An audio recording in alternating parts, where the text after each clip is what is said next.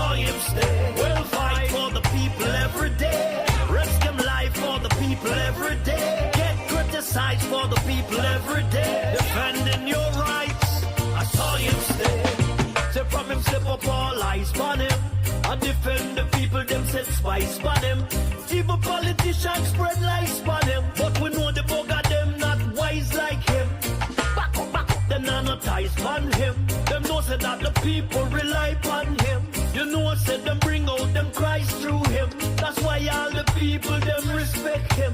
Just like St Lucie and Marcus Garvey. Rock you all the order of the Trinity. A real strong soldier in a army. No simpleton can disarm you. We'll fight for the people every day. Risk him life for the people every day. Get criticized for the people every day. Defending your rights, I saw him stay. We'll fight for the people every day. Risk him life for the people every day. Get criticized for the people every day. Defending your rights, I saw him stay. How long them a gonna know say that them fire can't cool? How long them a gonna take our people for fool? Nah build no houses, them nah build no school. Think them have the handle but of the most high rule. Them better stop criticizing. Cause what them a do now phase him. You know the man no lazy. All them a talk, them are the one right crazy.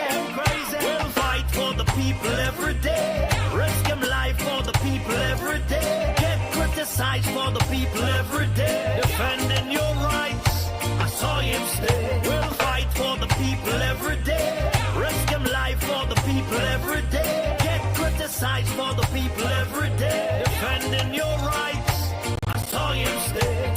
Say from him step up all eyes on him. I defend the people, them set spice on him. Evil politicians spread lies on him. But we know the bugger them not wise like him. Back up, them not ties on him. Them know say that the people rely on him. You know said them bring out them cries through him. That's why all the people them respect him. Just like St Lucie and Marcus Garvey. The man hold the order of the Trinity. A real strong soldier in a army. No simpleton can disarm you. Them fight for the people every day. Risk them life for the people every day. Get criticized for the people every day. Defending your rights, I saw him stay. Them fight for the people every day. Risk them life for the people every day. Get criticized for the people every day. Defending your rights, I saw him stay. Them fight for the people every day. Risk them life for the people every day. Get criticized for the people every day. As children, we learn the true meaning of being a hero. Being a hero requires great sacrifice for others, not just ourselves. We learn about the heroes of Jamaica's past and how much of themselves and their lives they had to give in building a nation we should be proud to call home. They believed in a Jamaica that was more than just a country, more than just an island, more than land surrounded by water. They believed in a dream of a free nation of people. A nation built on the foundation of their sacrifices. A nation of many people working as one. A nation that will continue to produce legends and nation builders that serve towards that vision. As children, we were also taught the national pledge, a solemn promise, an undertaking. I would like to believe Sir Hugh Sherlock, while writing this pledge, understood the vision and dreams of our heroes. It's clear being a hero is too much to ever ask any one citizen. Luckily, the pledge does not require heroics of any of us. It merely asks that we honor our heroes by striving to advance our nation and ultimately inspire the world, like they and many Jamaicans have done. It's important we remember those words. These words.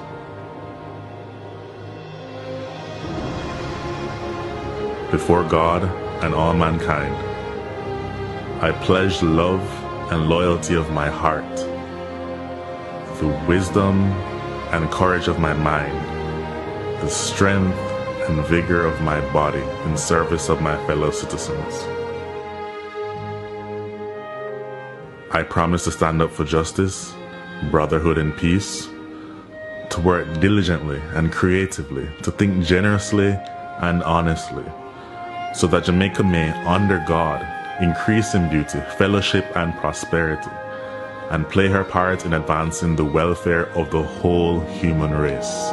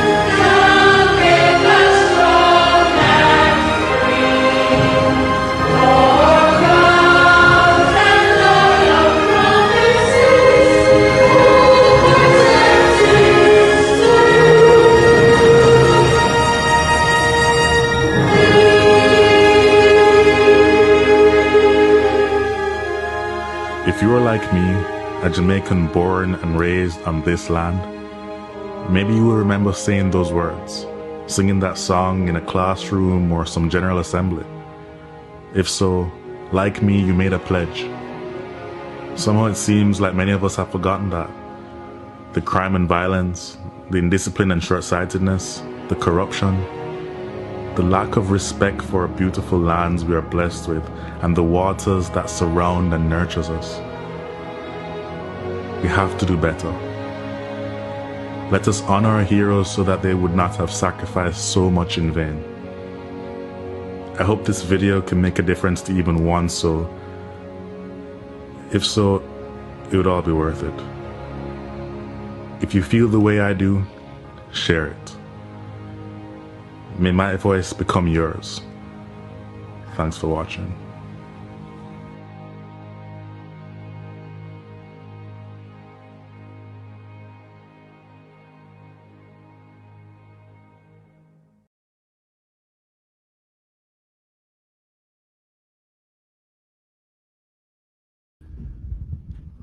Ladies and gentlemen, brothers and sisters,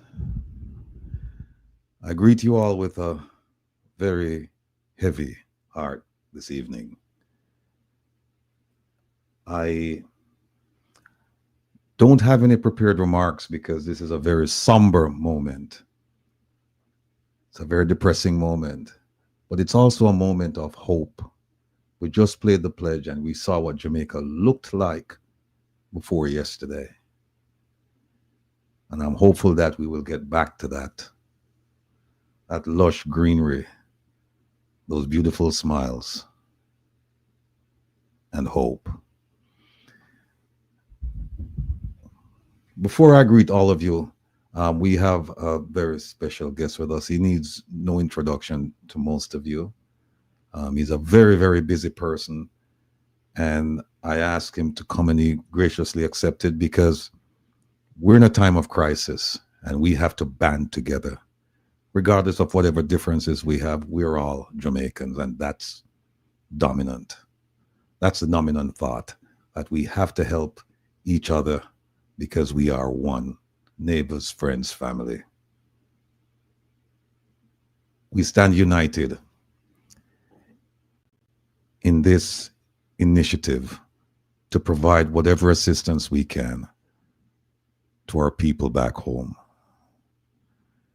And so I'd like to bring on Consul General Oliver Mayer from Florida, Miami, actually. I'd like to bring him on because I've received calls from many of you asking how can we help as a community. I've received many calls from people in his neck of the woods. And so I asked him to come on to basically just tell us what's going on, what kind of plans do they have to assist, and how can we partner with the CGs or the consul to help our brothers and sisters. Without further ado, ladies and gentlemen, I present you, and by the way, we have with us also Mr. Jeffrey Tavares from Mequitalk. I'll bring on both of them right now. There is Jeffrey. There they are. Gentlemen, welcome. Can you hear me? Good evening. Good evening, Sir Will. Good evening, Jeff. Good evening to Good your evening, Consul listeners. General. Greetings. All Good right. evening, and salutations, sir. CG, I'm not sure if you Take it. heard me, but I was telling the audience that I've received a lot of calls from people wanting to help, trying to figure out who can they partner with, who can they collaborate with, and some of those people, they're from your jurisdiction. Yes. And so I would like for you to basically just tell us how we can help. What plans do you have? Yes. And we'll go from there. All right. First of all, thank you for having me on the program. Good evening to all your viewers. And, I want to first of all just offer my sympathies to anyone who has had any sort of loss, whether loss of property, loss of a family member, some business impacted. Anybody who is grieving, going through any sort of depression as a result of the weather system, I just want to offer my sympathies to you and your families. And we want to especially acknowledge the persons in the West who are deeply impacted by the weather system. We would have been seeing a lot of the images coming out. And our hearts go out to you, and we're here in the diaspora, so supporting you. And from even before this became a weather system, many persons in the community started to rally together to pack containers. So I should say, let me just start out by saying, Will, that there are three ways I think best to sum up how persons can support. And my phone has been ringing off the hook, and it will continue to do so because persons want the information, and they everybody's wanting to give back, which is a good sign. It shows the love, patriotism that people have, that we have for our country, and that's a good and healthy sign. So there are three primary ways I want to just share. One, persons can volunteer their time and efforts. We have two organizations that we have been working with primarily just because of their size and strength. One of them is Food for the Poor, and they have been preparing relief kits for persons on the ground in Jamaica. They have an office in Jamaica already, and so they pre-positioned some relief kits, but they also are packing additional ones to go to Jamaica as soon as we can do so, which I think as of tomorrow, we should have relief planes heading into Jamaica. And there's also Global Empowerment Mission.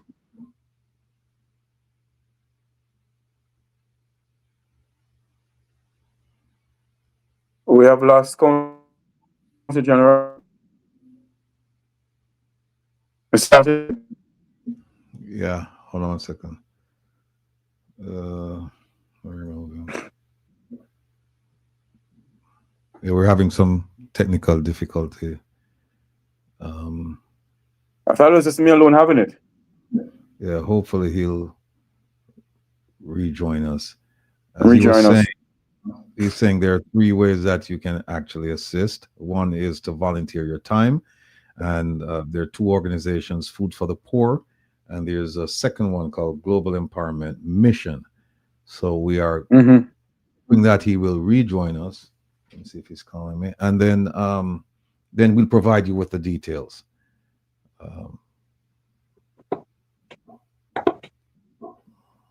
Let me see.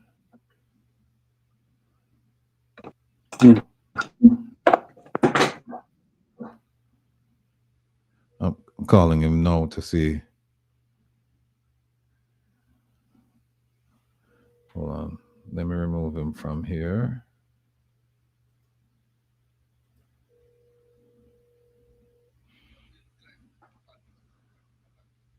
Okay. All right. No problem. All right. Yeah, he had a slight problem. He's coming back in. Opal, is it possible to move the logo in the back? I don't know if it is.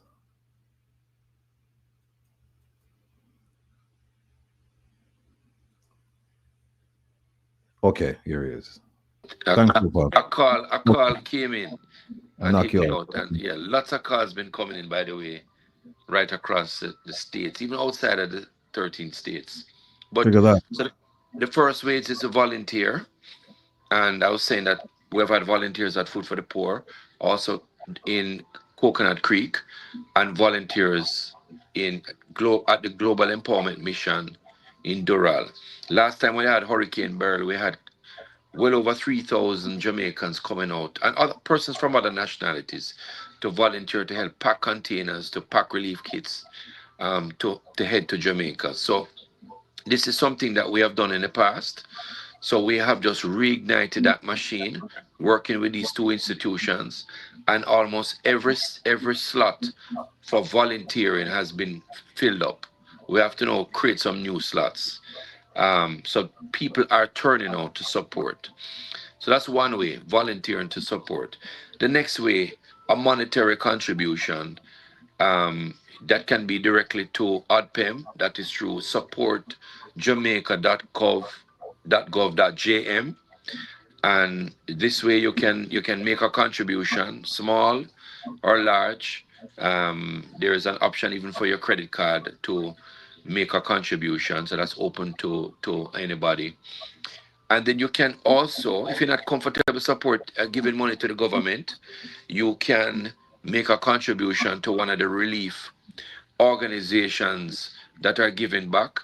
So again, you have Food for the Poor, you have GEM, you have America Friends of Jamaica, you have Red Cross, a slew of organizations, but these are some reputable ones that are there every time. I've been on the ground supporting, and some of them, like Food for the Poor, have a specific fund that is for the Jamaica relief effort. So you can make your contributions to these organizations if you prefer. This is the number 2 way I'd say is the preferred way. Number 3 is actually government has issued some items that are priority at this time, ODPEM, and so they sent out a needs list.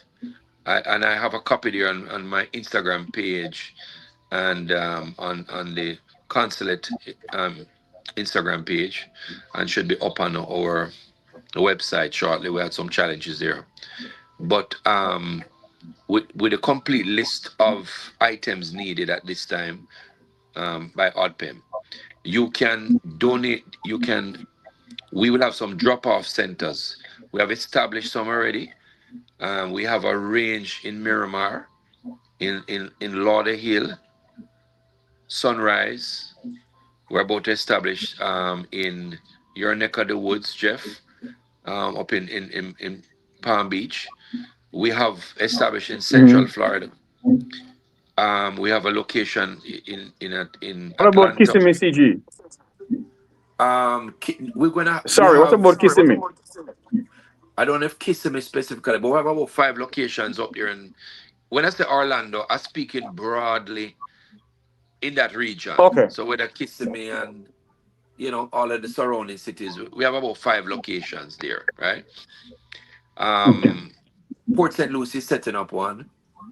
Um, so tomorrow we have a launch with the city of Miramar, where they will formally announce their drop off centers. On Friday, we have with um, Mayor Hazel Rogers will announce the cities and their drop off points, and also the persons will have an opportunity to drop off the items based on that needs list from ODPEM, and then those will be delivered to Food for the Poor and then shipped to Jamaica. This is how we operated last time in Hurricane Beryl. So it's sort of a template that we have used. It's not perfect, but certainly takes away a lot of the heavy lifting and the logistics that become difficult because this is what Food for the Poor does. They are experts at it. We have an excellent relationship with them. In fact, before the hurricane season, we would have had discussion. We had discussions with both GEM, Global Empowerment Mission, and Food for the Poor in anticipation of the season, and just reviewed some of the action items. So these are ongoing relationships. There are other organizations, but I'd say these are the main two that we currently work with, and they're good. I've been on the ground in Hurricane Beryl.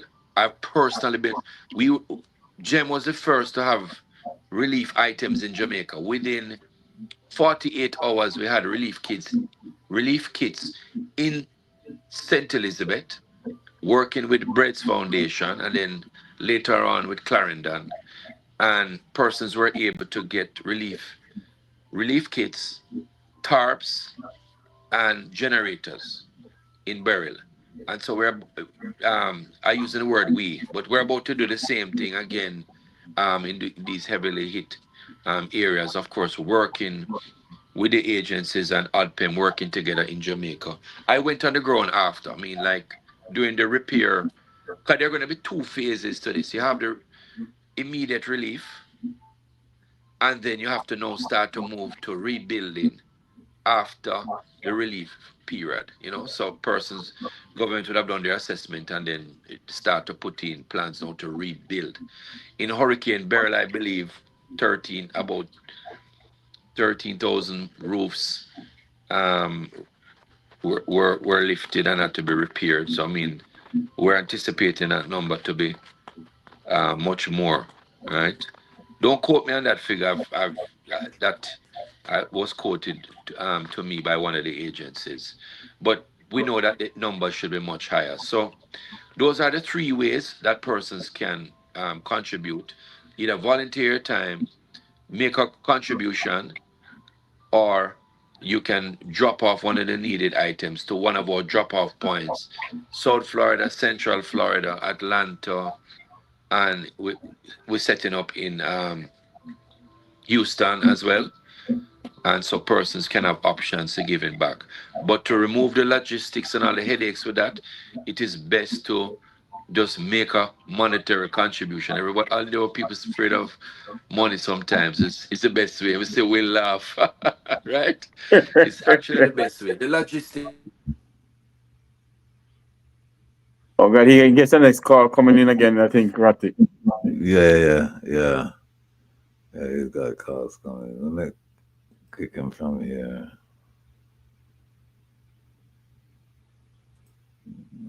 Okay, yeah, he'll come back. I wanted to ask him a question. That if Jamaicans overseas wishes to do things on their own, like to maybe load a 40-foot container with some plywood and so forth, would it be a problem, red tape, for them to get the stuff in? Period. Yeah. All right. Yeah. So anytime a call coming, it bounces me out. Right. So listen. So this is the route that we have been doing. It doesn't mean that this is the only route. They will have other persons who will want to ship in themselves directly, and I was just gonna ask you about that, CJ. and there are other organizations like Jamaica United Relief Association that will be doing their efforts. to have relief to Jamaica, right? And so those are the efforts of our Sir Will. And Yeah. Yeah. No. Somebody in the chat was asking about the drop-off point yeah, in Savannah, Georgia. Well, do you have all of this information you just gave us? all right. Is there a central place where people can just go to and get all of this? Yes, we all right. Now let me tell you, we have to do a little better job with the communication with that. On my Instagram page, if you look, there's one particular post that has the needs and has the drop-off points in that one post, and it is a collaboration with Washington. And this, remember though, this fly is going to be continuously updated. As remember, we're 2 days after the hurricane, right? So everybody have to kind of bear with us. But if you look at the amount of drop-off points that we have established in 2 days, I mean, it is significant. And I think the rehearsal with Beryl, not a rehearsal, but what took place in Beryl before actually helped us to be a little faster, so these things were quickly set up. So I'll have to confirm the location in Atlanta, to the question from Mr. Farmer. All right. But just stay tuned to the Instagram page, but we'll continuously update as we go along. So that's where we are today, and things will continue to evolve day by day. The situation will change. The situation on the ground in Jamaica will change, the need will change. Our whole structure going forward, each day we just have to keep building on the day before. Jeffrey, you had a question for the CG? Yes. CG, for instance, suppose I want to load a 40-foot container with plyboards and tarps and so forth to take down and nails and whatever. Yeah. Would it be would there be some red tape with me getting into the country? No, Or like would they? you remember now they opening up the ports now. The challenge now is that the ports are closed, right? But these items are items that are designated now to go in for relief to Jamaica. All right. So those persons who would like to ship things in now, that is where we they can. Those items are designated. If you go outside those items now, is where you'll have some challenges. Is there any update you can give us concerning the situation in Jamaica? I know it's fast moving. Yeah. It depends on. Okay, go ahead, please. Just to say that as you're aware, the western side has been severely damaged. We saw the images, especially in Black River Hospital, etc., has been significantly damaged, and so there's a assessment going on. It's the first day back on the ground. We're seeing the images, those drone shots. We're seeing the significant damage. Luckily, Kingston and had far less damage, and so, but the western side definitely was severely hit. And what I would say is that last time when I had Hurricane Beryl, within the first week, you would have thought that, boy, we missed a bullet. But then actually, when the images started to come out, you realize that the damage was far worse than was initially anticipated. So really, that assessment period that is being now conducted by Oddpem and the team to get the full feedback, I think that's when we'll get the full story. Yeah. CG. Oh, he's getting another call. He's a busy man tonight. I know. I just want to ask him one question and then let him go, because I know he's quite busy. Was it Elaine asked who's responsible for the barrels when they get to Jamaica? And Claudette is asking, where can we view the list of designated items? I think Go ahead. if I may, I think I saw it on both on his Facebook page and his Instagram page. The Facebook page is Consul General of Miami, and I think his Instagram page is still Consul General of Miami or Oliver Muir. Do me a favor. Can you just forward that to Opal, and then she'll just put it up in the Yeah, chat. I would have to go. I would have to go off and come back on because I'm using my phone. Oh, okay. All right. I see what you're saying. Yeah. Yes, people. It's with a heavy, heavy heart that we greet you tonight. But we haven't heard. I was asking him about an update because we haven't heard anything about the souls that have been lost. And I've been getting a few calls about that, even for a preliminary answer. Based on what I am hearing, I don't want to say it on air. That's why I haven't done it.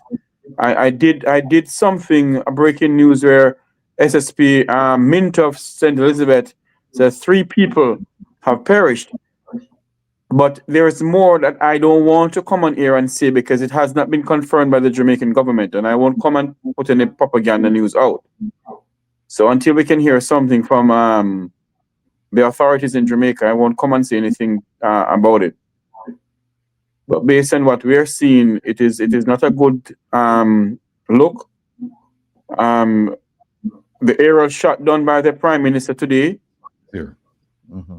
When I look at it, Mr. Rattigan, here comes back Oliver, CG Mayor. Yeah, every time. So every time I get a call, it bounces me out. I know. And Yeah. and I was just sending a message to come back for another 2 minutes because I know you're quite busy. And again, we're pleased and honored to have you on the program. Listen, tonight. I want to do something very quickly. I want to say thank you to those that have been already making contributions, those who have reached out to make a contribution.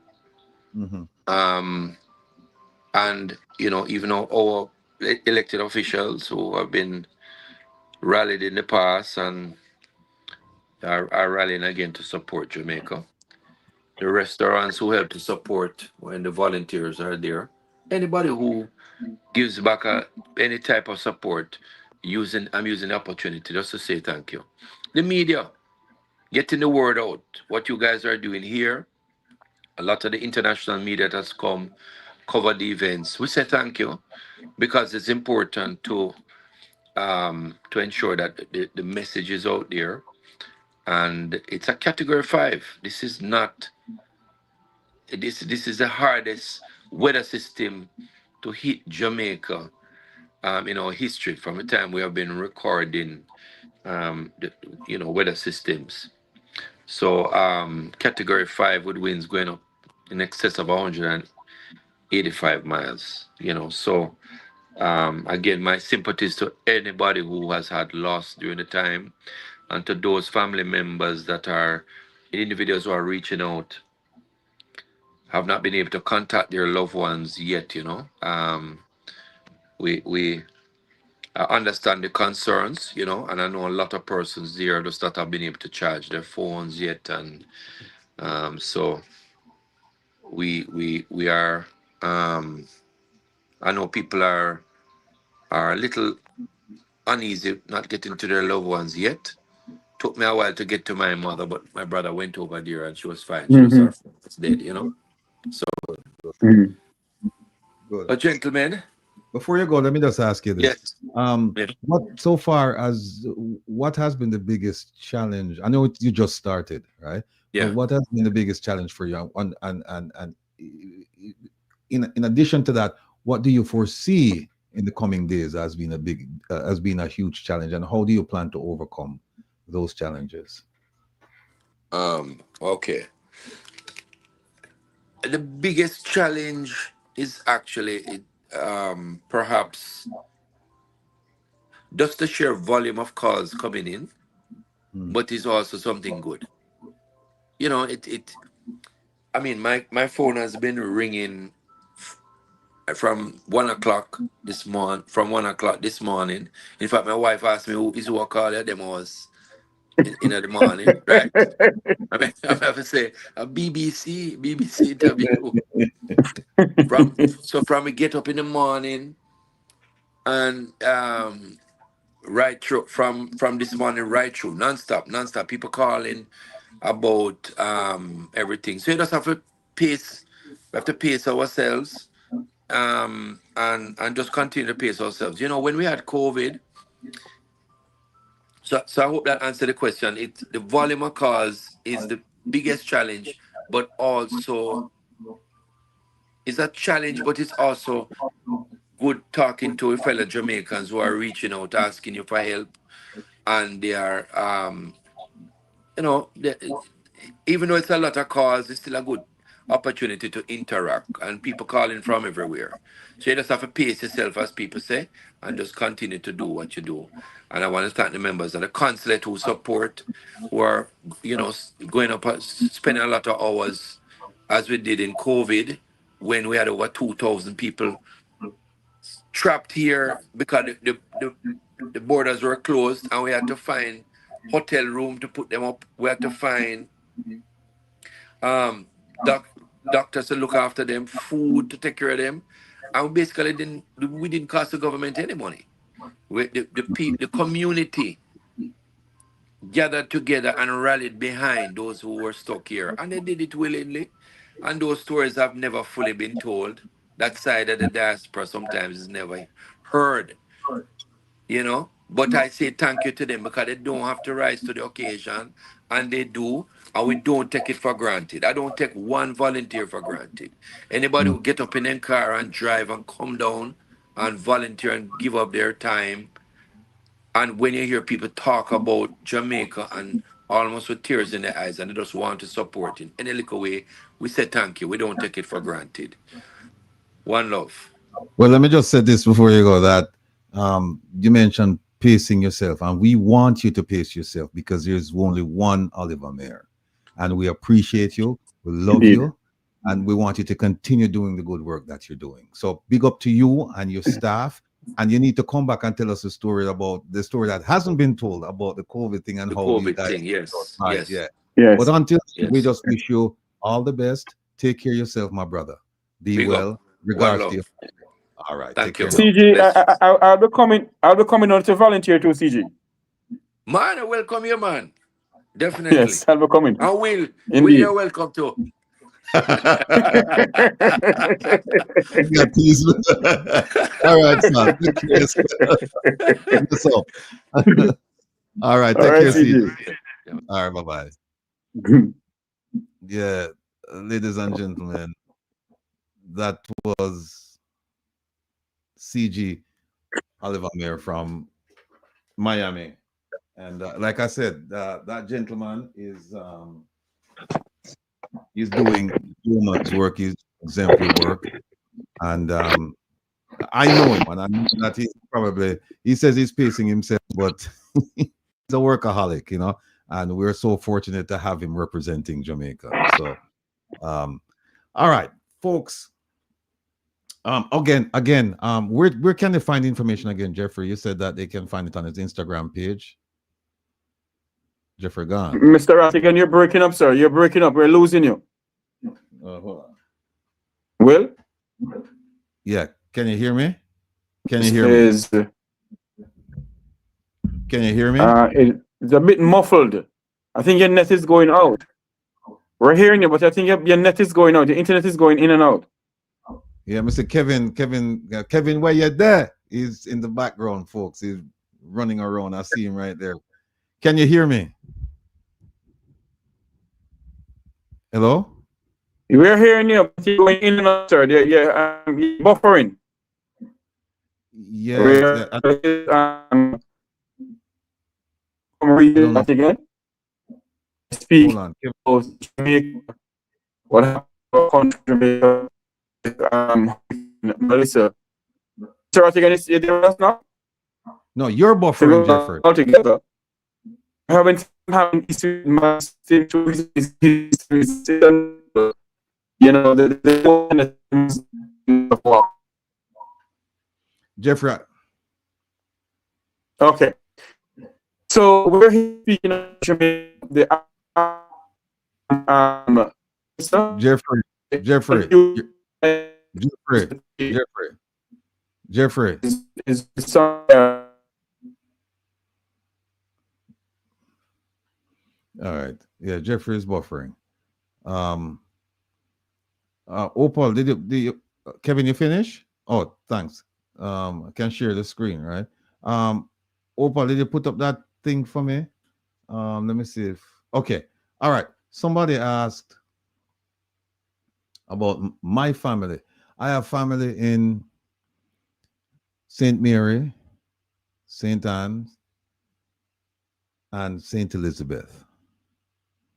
And let me show you the condition of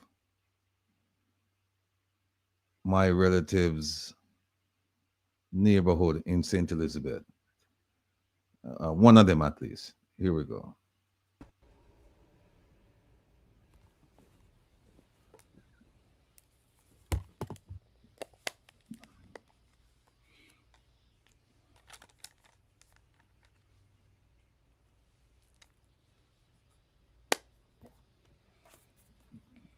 Gonna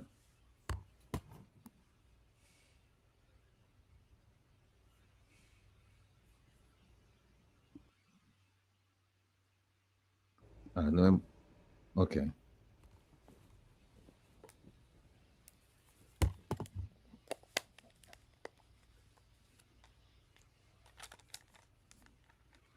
All right. I think you get the point. I'll remove that. It's bad, very bad. Got a call from a relative. A mango tree fell, broke through her fiberglass roof, and then the storm lifted up the roof. Of course, she couldn't go anywhere, so she had to go through the hurricane inside that room. Everything's wet. Everything's wet. It was frightening for her. So, and that's just one relative with an issue. And I am sure I'm going to be hearing from the others. The others, they're having problems with their telephones, the communication line, the signal. So in the coming days, I know I will be hearing from them. And so I will have to go out and make my contribution as well.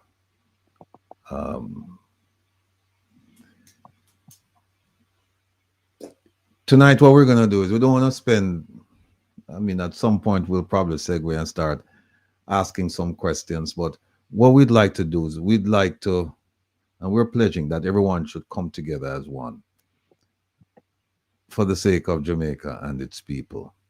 I know that some of you, and I've seen the comments that you're saying you don't want to send anything to the government. And the CG said it. They said you don't have to. You can make your contributions to relief organizations.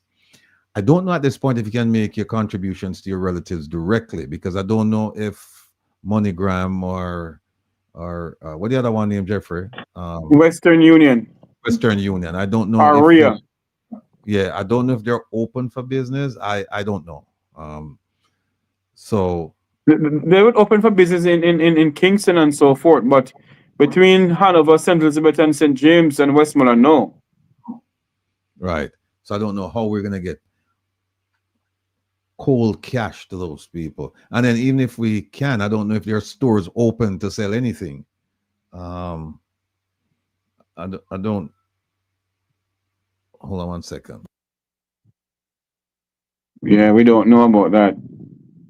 We'll wait till Mr. Rattigan comes back on. Yeah. So, you know what, Jeffrey? I could just big up some people in the chat here, because it's just depressing news. So we just have to like spread some cheer, you know, and then we can get into this a little bit more. Dorothy, big up yourself. Help me out, OT. Marva, Welcome. Delroy Henry, it says, Power wins the blessings. Thank you to Samuel with us for years. UK shout out. Big up yourself, Delroy. Carl Allen. People get help from the donations. Yes, I hope so too, Carl. Larkland, can Jamaica collect on a cat bond for the hurricane? All right. Larkland, let me finish. Big up everybody. And then that's the first question we'll address. Let me just write it down. Cat bond. Okay. Go ahead. Monica Hawthorne. Blessings, host and everything. Thank you. Thank you, Monica. Jillian. That's true. We don't know what it is yet, but we'll wait for the official count. We suspect that they're going to be losses. So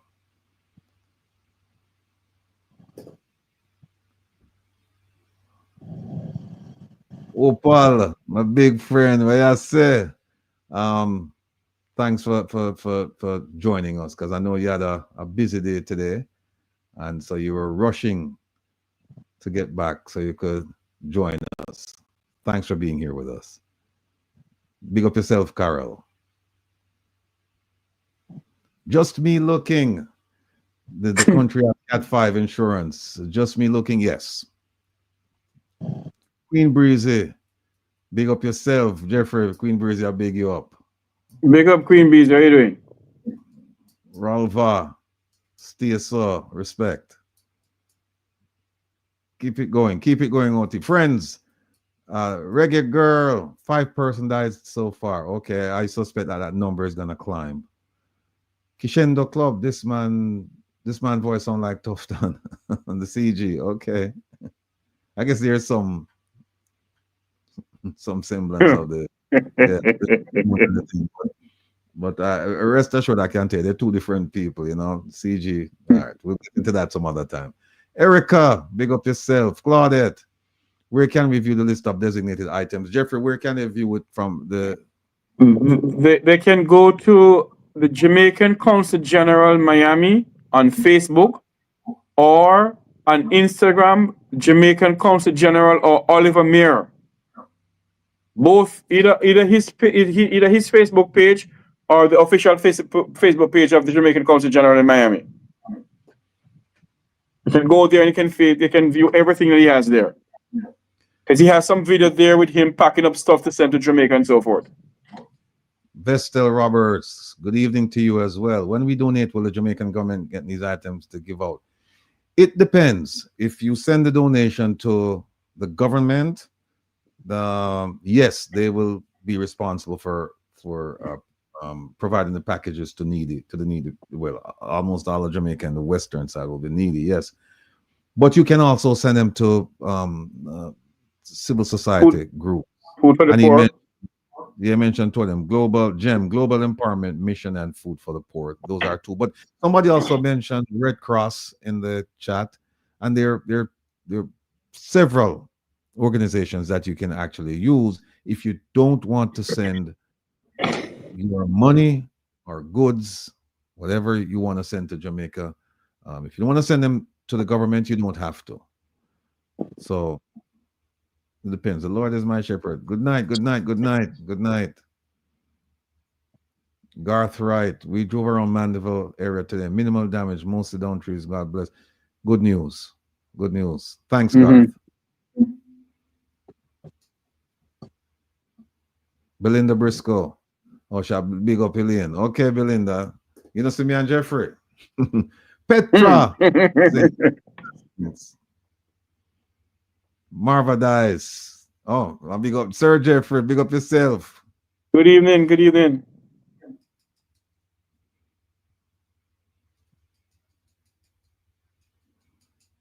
Opal, you there? Okay. Maureen Hines.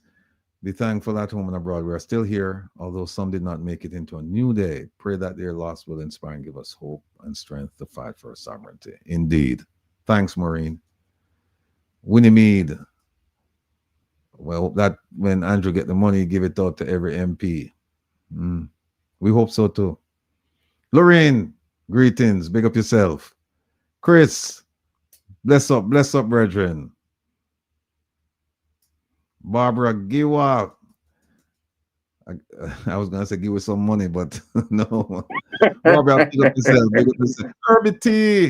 Herbie T, bless up yourself, Herbie T. All right, when he meets a good night, Mr. Rattigan. All right. Michelle Duncan.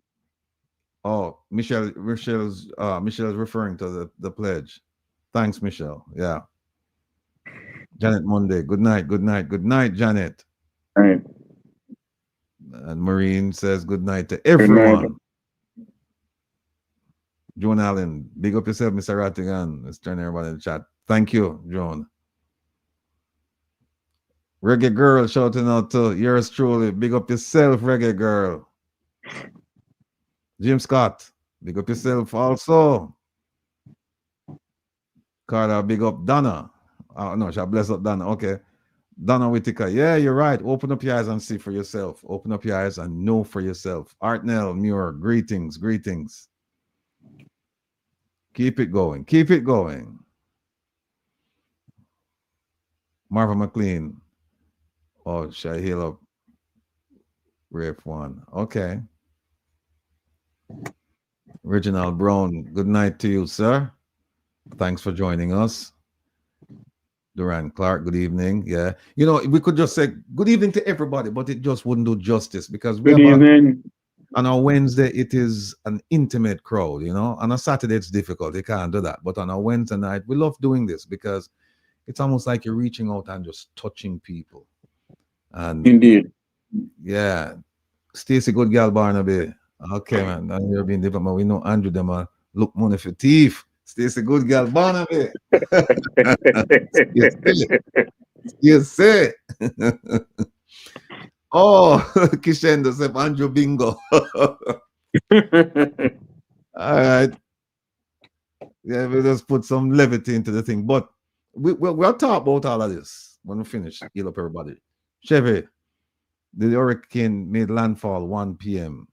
No, it made landfall midday Jamaica time. Midday Jamaica time. There you go. Mm-hmm. Gloria Grant Hamilton. Hey, Boston, Massachusetts. Big up yourself, Gloria. Big up yourself. It must be getting a bit cold chilly up where you are. Yeah, a bit chilly. Yeah, not cold, chilly. Tampa, blessings. Hyacinth. I'm so worried I can't hear from myself. Oh. Hyacinth. Well, go ahead. May I talk about Westmoreland? What we're hearing from Westmoreland, because I spoke to, I'm going to call the person name. Anyway, I spoke to somebody down there. Westmoreland, White House, and those areas are devastated. Savlamar, Savlamar is a devastation in Savlamar. And the internet system is down. The phone system is down in the western part of Jamaica, as what the Minister of Transport said. That he had signed something with Starlink to get, but majority of the people in the western side of Jamaica has no telephone. The system is down. Okay. So Hyacinth, just keep trying, and maybe you can call another a relative or a friend to see if they can get in touch with him. But I understand your worry. I understand, because I haven't heard from some of my relatives, and I'm truly concerned because some of them they're in ill health. And I haven't heard anything yet. So, but I'm keeping my fingers crossed and saying my prayers. All right, OT. Yvette Bloomberg, investors in a cash run time looks set to experience a trigger event. There you go. All right. Yvette, I give her the thing. Thanks, Yvette.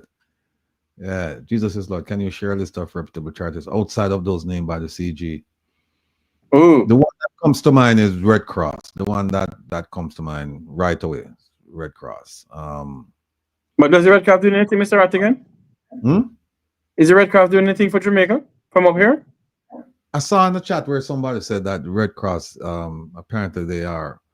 But you know what? There are sites that you can go to look to see who's providing support to Jamaica, and you'll get a list there. I don't have the list. Hopefully by Saturday we'll have a list, because as you realize, this thing just ended. It just ended and it's beginning. You know, the storm is gone, but now we're dealing with the aftermath. Rolva, blessings again. Catherine Daly, greetings, greetings, greetings to you as well. Florida Rose, greetings. Sandra Bennett, do not send any money to the Prime Minister. Okay. All right. Tuning from New York. Yvonne McEwen, Hello. big up yourself. And JJ, blessed and another person not receiving anything from Beryl. How are you sure they will receive from Melissa? It's a good question. To answer that, we're not sure. But we have something in mind so that we can be reasonably sure. Can't be 100% sure. Marie Lizzie, blessings and stand for our country, Jamaica, but give God thanks and hope all the citizens affected will get the help needed. Indeed. Thanks, Marie. Angela Palmer, good night, good night, good night. Welcome. Stacey said, Andrew said them have 850, no, 881 actually. It's 8, and I got this number from Minister Vaz. He said it on CNN. Yes. 850. Dora says 880. Same thing. Okay. Yes, Stacey, the last number I heard was on CNN, and it was provided by it was provided by Minister Vaz.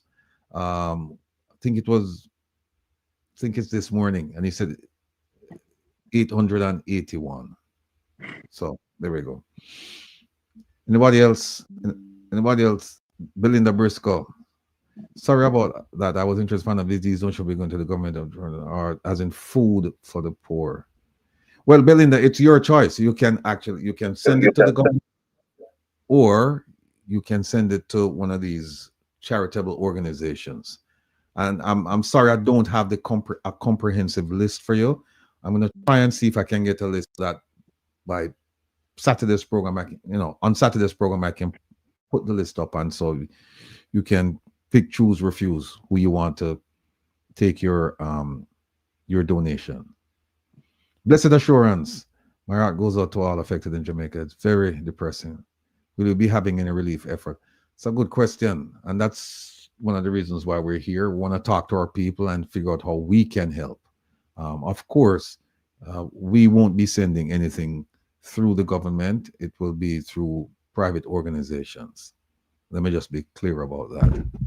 A lot of help going to Jamaica from Doctors Without Borders. Yeah, that's for medical assistance. Yeah. King Tylik Anderson to opening up. Okay. King Opal, anybody else? Mr. Rattigan, if I may, those who may wonder if the airports are open, Norman Manley is open at 4 o'clock this evening for relief flights only, along with Ian Fleming International Airport. But tomorrow morning at 7 a.m., commercial flights can come into both Norman Manley and Ian Fleming's. At 10 o'clock, only relief flights into Montego Bay. Only relief flights into Montego Bay. So Montego Bay is not open fully as yet. All right. Opal, could you move this one from the one I just showed? This one right here. The cat bond. All right. We could talk about the cat bond. Because some people are concerned. They're happy, but they're concerned. They're happy that there's insurance money, but they're concerned that the money will not be going to the people who need it the most. All right. A few years ago, and listen to me carefully, people. Listen to me carefully. This is a teachable moment. Minister Nigel Clark had this idea of insuring Jamaica against catastrophic events, earthquakes, hurricanes, etc. And he was able to get I think it was the German government, the government, and the German, the US, and the UK. Can't exactly remember. But let me just say that we did a story on this last year after Beryl. The full segment on it, and we'll play clips of it this Saturday. But what happened was he got some foreign governments to finance a cat bond, and cat is catastrophe bond for Jamaica in the amount of, I think it was 185 million. They paid the premiums for the first year, and the deal was Jamaica, after the first year, Jamaica would decide whether they wanted to continue with it, and then Jamaica would pick up the cost.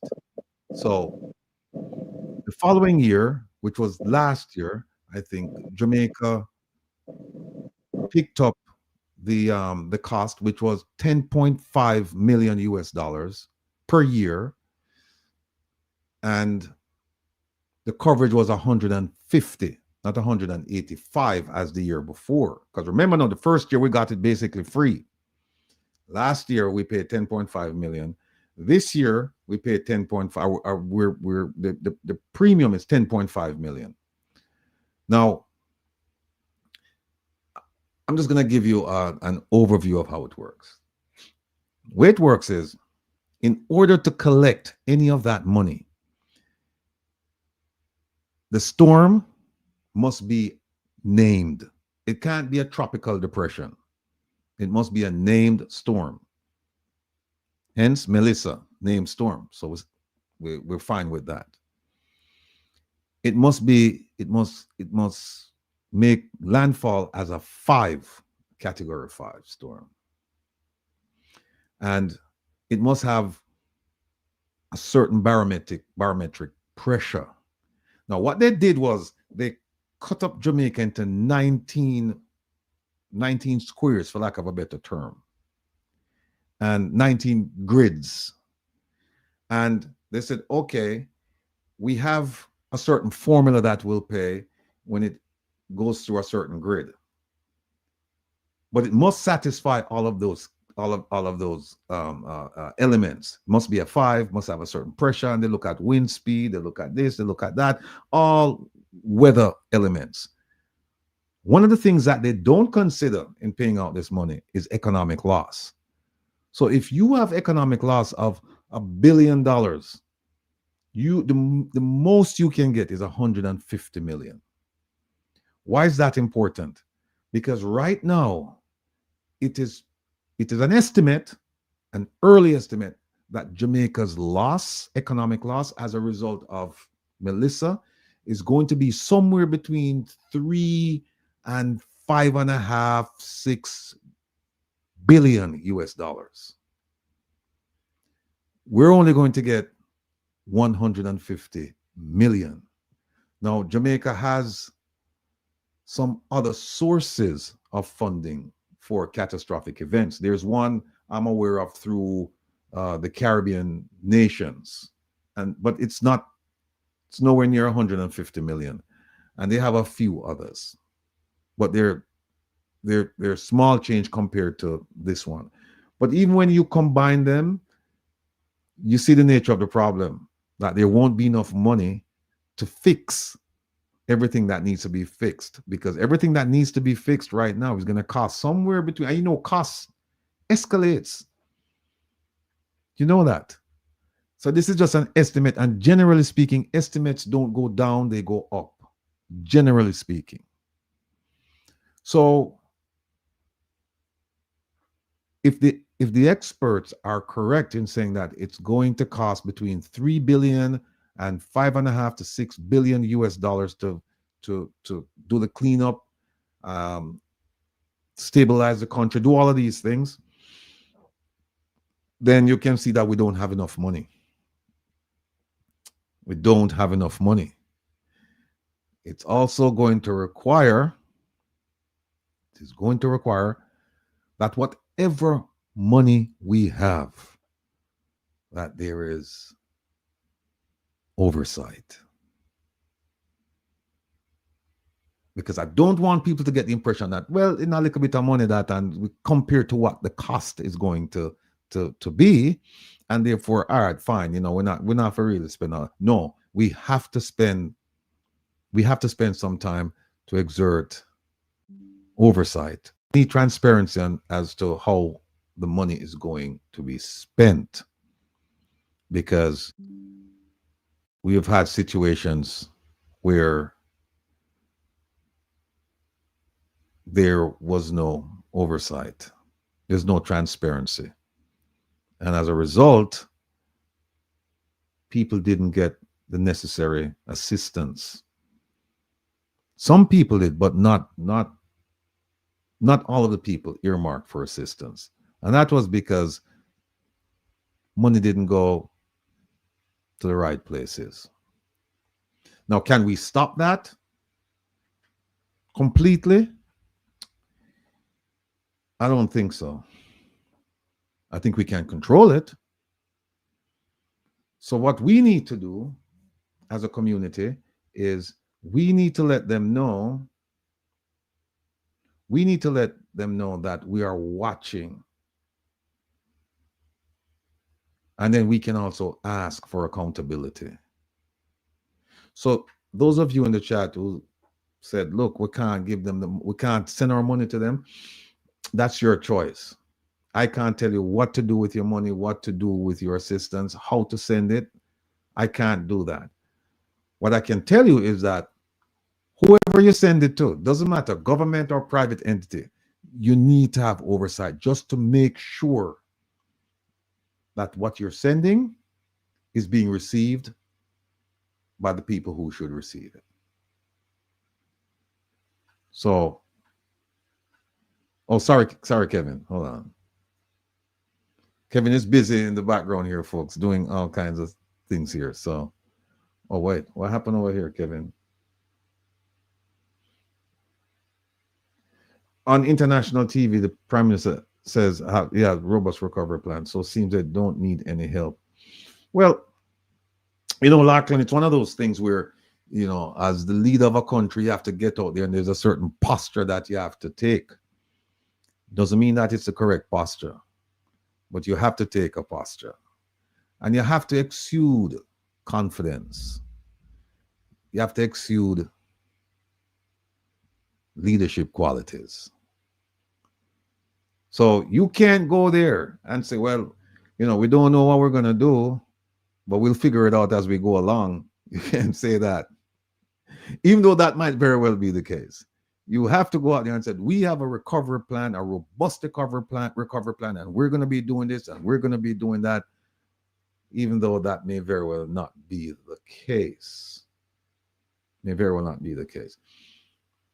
No, last night, was it last night, Jeffrey, when the ambassador had his talk with the diaspora? No, Monday night. Monday night. I stand corrected. No, lie. It's Tuesday night. I'm sorry, Tuesday night. I still stand corrected. Was it last night? Was it Tuesday night? No, that's Tuesday night because I was supposed to have CG on Tuesday night and I didn't. It was Tuesday night. Okay. So he came on and he mentioned a lot of things. And, you know, we could sit here and take issue with the things that he said, but we're not planning on doing that tonight because, again, folks, we have to come together. We have to, no, whether you want to send stuff through the government or through a private entity or you want to deliver it yourself, that's fine. But we have to come together as one people. And I'm urging you, I'm appealing to you that let's put our differences aside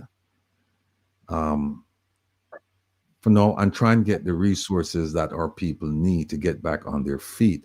Because I'm sure most, if not all of you, have seen some of these videos.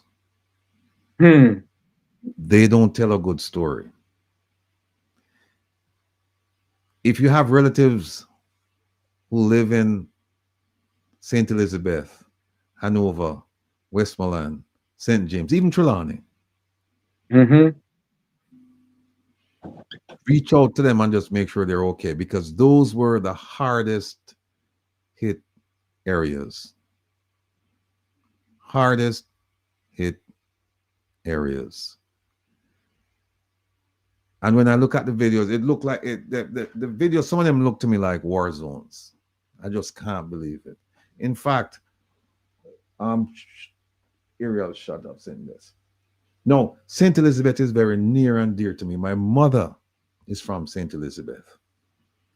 I used to spend summers in a little place not too far from Santa Cruz. I know the place quite well. And I saw some videos, and you know, I'm clinging to hope that despite the devastation and the damage, that we won't have loss of life. That's the hope I'm clinging to. Because you can always, yes, Pauline Gale, Myersville, my people that, my place that, and Northampton. You can always replace these items, these physical items, or you can always plant crops. But once a life is gone, it's gone. And that's what we're clinging to, hope that people are alive. Because as my mother used to tell me, where there's life, there is hope. And once you have life and you have hope, you'll make it. You're fine. Let me see if this is the one aerial shot. Let me see this one.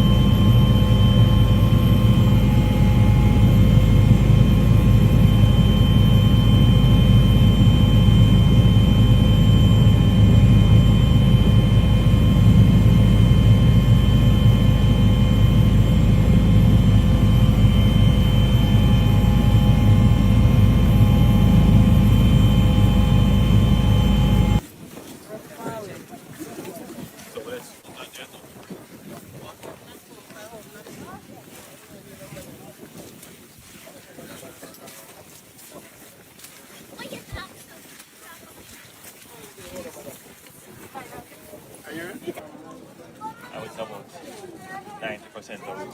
That would be your estimate. About 90% of it.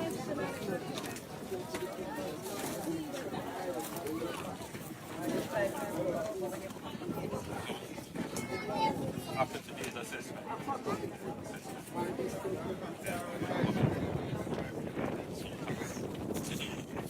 Heavy the snow, lifting this gate.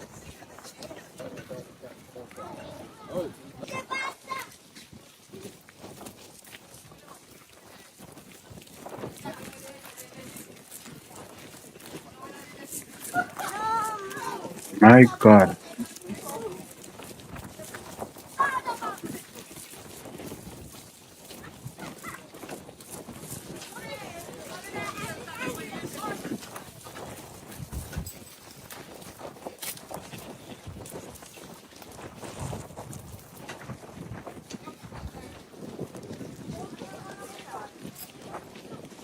Mm.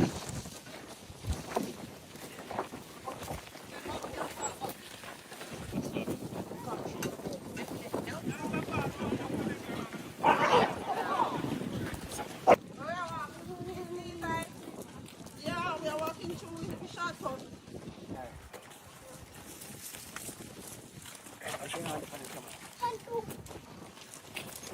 This is new work. New work. Yeah, yeah, these are brand new. These were put up in Berry. After Berry. Because the poles are up. Yeah, yeah,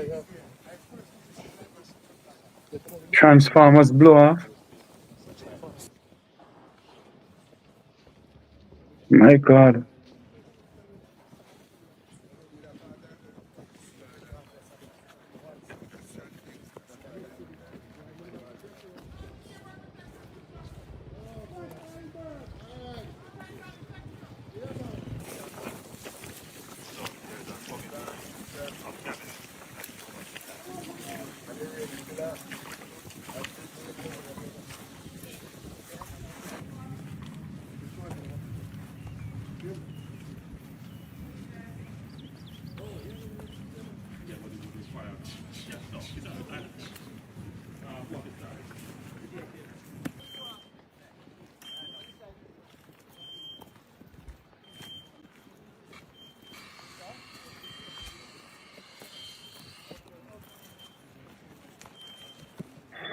Mm.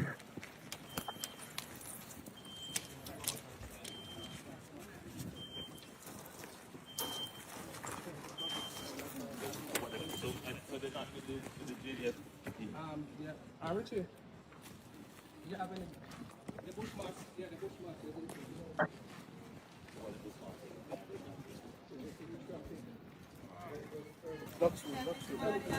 Before you reach the program. Yes. Oh, you're not jump up.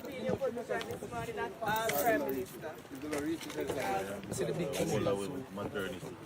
I don't know if you want to. So we walk around. Yeah, walk around instead of through the wall.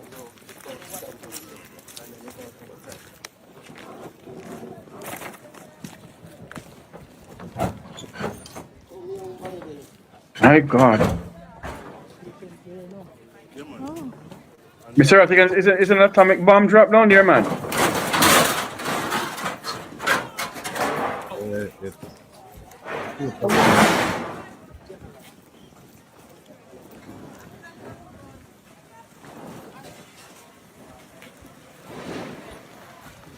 Nothing at all happened to us in Kingston. Nothing.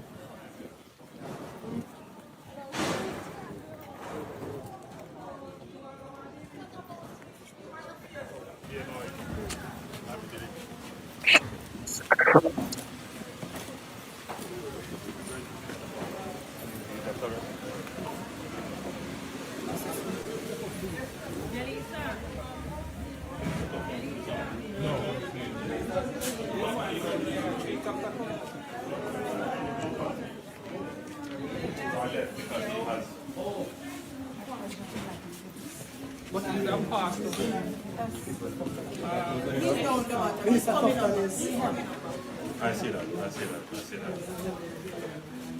I want to thank all of you for your service. I know Must have been a harrowing experience. Very, very. The most terrifying experience in all my life, and I would not want to see it again. But you don't report any loss of life. Thank God. God has been good to us. So not because of the storm. But obviously, the care that you have taken in protecting the patients would have been.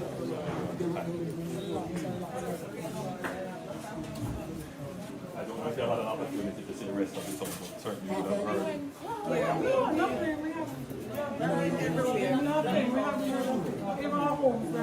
We're not sure what's going on. Many of us don't know what is happening to our children, our parents, because we are here. We are here. We just can't hear anything from them. Exactly. I don't think none of us are competent enough to describe what happened. It is beyond imagining. We can't really imagine. At one point, Jesus you would Christ. think that you have some missiles just letting go in the glass. You just see things just going here, there, glass, boom. And in spite of everything, patients are there to take care of. Even after the storm, we have emergencies, using lanterns and flashlights. But God has been good to us. So what we're doing now is the initial assessment of the damage. We have with us the acting Chief of Defense Staff and Brigadier Williams as well. And they are doing their assessment that will feed into ADTEM.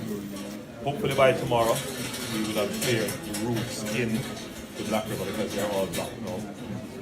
There's no traffic that can come in vehicular from outside. As I'm seeing, some of your transmission towers are down, so telecommunications will be affected.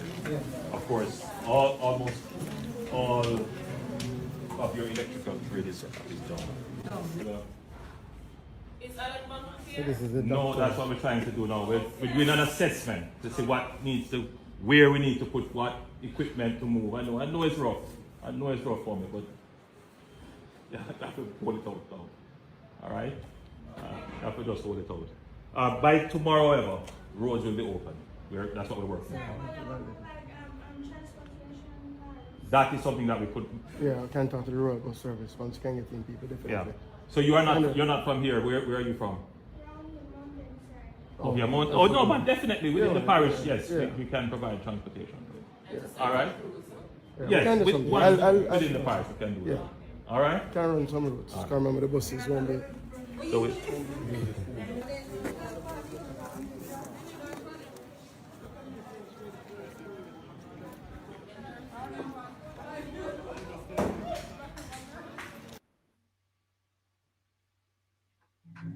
Like that. Mr. Rattigan, if I may, I don't think what they should do, if they're going to rebuild that hospital, remove it from there. It cannot go back there.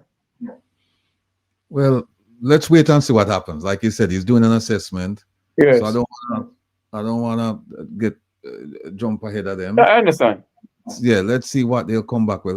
Opal, I sent you some things. If you can put them up, or if you did, just let me know, please. And then we're going to be joined by Mr. Patrick Beckford, a stalwart in the diaspora movement, particularly in the Northeast. And we're going to have a discussion about providing aid to the Jamaican people. We're going to provide a historical context, but we're also going to talk about what do we do at this point? How do we provide assistance to our people? Let me just put up the information that CG mentioned. For those of you who asked about it. But Kevin there. Can big this up for me, Kevin. I don't know where you're there. I don't know if. Hold on. It has several categories here where you can report incidents. That's the red. The blue is the preliminary national needs list. This is what the government is asking people to provide.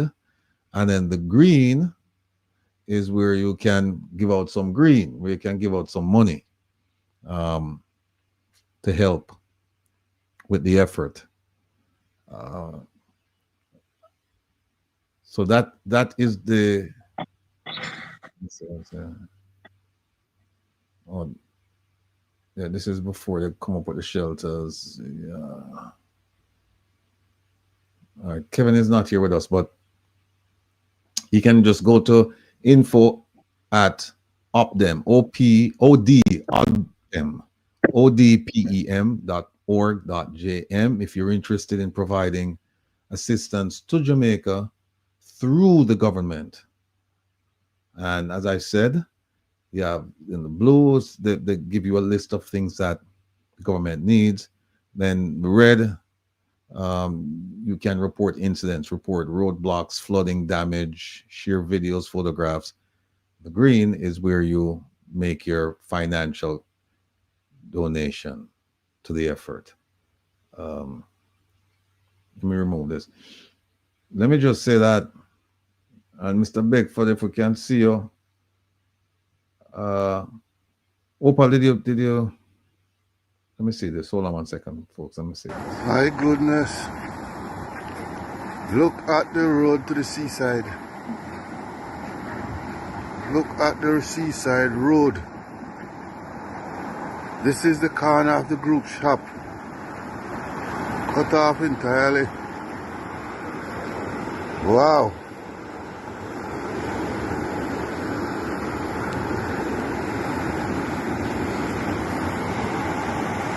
This is what left of the seaside. There's no more seaside here.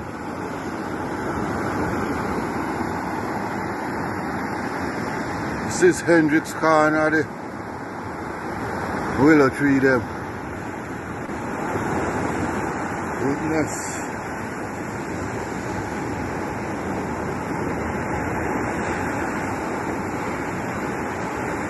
This is what left of the beach.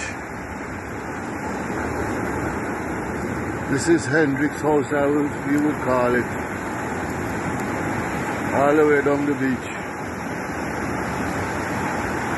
This is a disaster.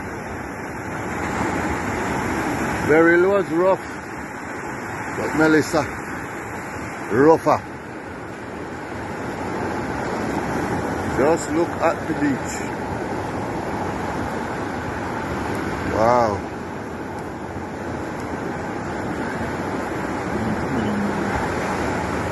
This is what left of the group shop. This is what left.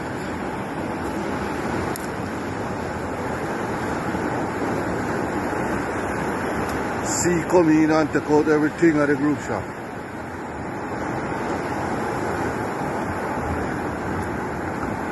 Wow.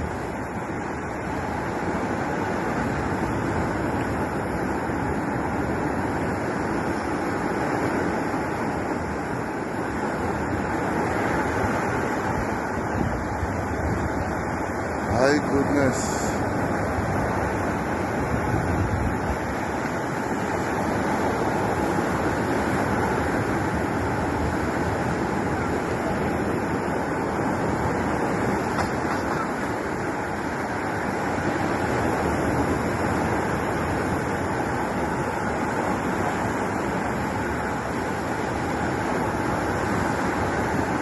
Doggy, and this left.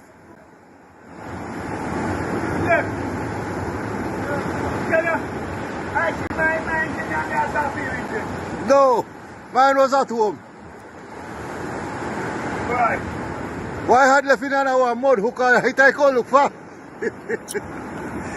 I left a mud hook and carry there for me and come like a little something. The gas tank. Yeah. I lose maybe about a 10 gallon of gas. Can't you? Yeah, they left in here. Why? This a seaside can't come back, brother. Look at higher workplace. Everything fall to the ground. My goodness. Yeah, this is what it looked like. Yeah.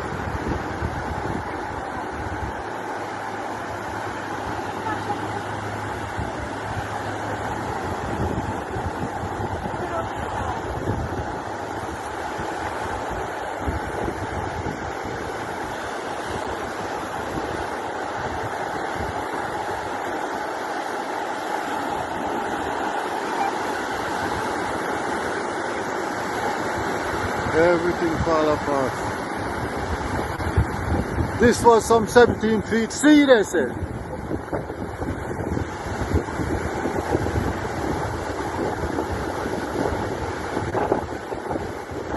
Very ticky hot and gone.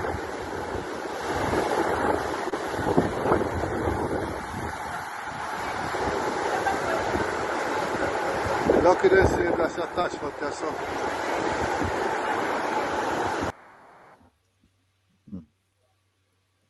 I was saying just Mr. Rattigan.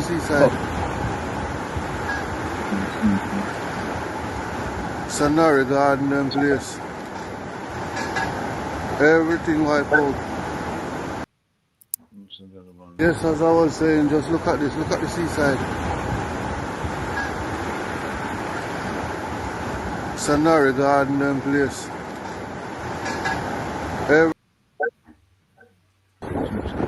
People, this is not rain, you know, it's seawater, all of this. See, get back in place. All of these little cottage roof gone. It's right at Jake's. Everything gone. The sea sweep up the reef straight to the road.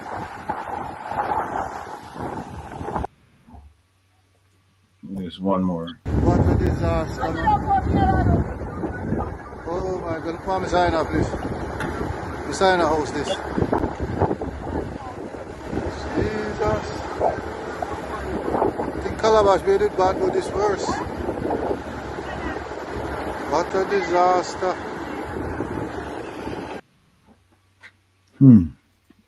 My God. Open move somewhere, please. Yeah, go ahead, Jeffrey. But that's done by Treasure Beach, you know, Mr. Rattigan. Yeah, hold on. Let me see. I think I see one more. Whoa. Look at this, man. Look at the seaside. Yes, but Not need anything anymore. It's just complete disaster in that area. Complete devastation. These people now, think about it, folks. They have no food. They have no water. They have no electricity. They have no shelter. Think about that. You know, Mr. Rattigan, if that thing had started from St. Thomas all the way through the entire island, there'd be no Jamaica, you know? No. Patrick, where are you? You need to turn your camera on and come back. Mr. Beckford, we're waiting on you, sir.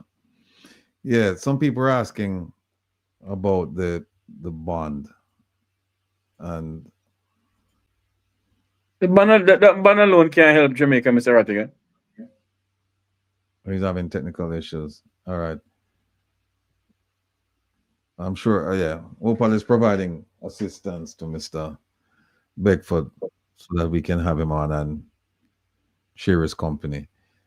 Yeah, the bond 150 million. It sounds like a lot, right? You say, oh yeah, it's a lot of money, but it's not a lot when you consider the amount of damage that has been done. And the way it works, again, just to go over it, Jamaica is there are like 15 investors who I think they went through Hong Kong, and the bond is supervised by the UN. It's not issued by the UN. So the UN basically is taking Jamaica's premium, giving it to the investors, and now Jamaica is going to make a claim, and so now it's going to take the money from the investors and give to the Jamaican government. Now there are no strings attached to this, meaning that they can't.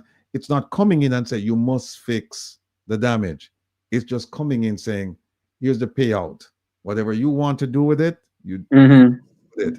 Now, so you have 15 investors who put up their money and they insured. Basically, it's insurance up to 150 million. Doesn't mean you can get the whole 150, because what they did was they divided Jamaica up into 19 grids. And I mean, these people, they study these things, they're not idiots. And so what they say is that you must have a name storm, must be a category 5, must have a certain barometric pressure, must make landfall. And it goes through the grids. And they have certain values attached to each grid. And I don't know how many grids the Melissa went through. I don't know. I don't know. 5, 6, I don't know. But it looks as if they're going to get the full payout. And I said, looks, don't quote me on that, because I don't know what these people, because all of you whoever had an insurance claim, you know what it's like. The insurance company, they try not to make the payment or minimize the payment. So they come up with all kinds of things. So I don't know what these investors are going to do. But one thing I do know they're going to do is that they're going to look at all of the data concerning the storm. How they're going to look at it, I don't know. How much they're going to pay out, I don't know. But to answer the question, does Jamaica have a bond? Yes. What's the limit of that bond? 150 million US dollars. How much will be paid out? I don't know. Mr. Rattigan, if I may, sir. Even, all right, say they get the entire 150 million. The Black River Hospital alone take the 150 million US.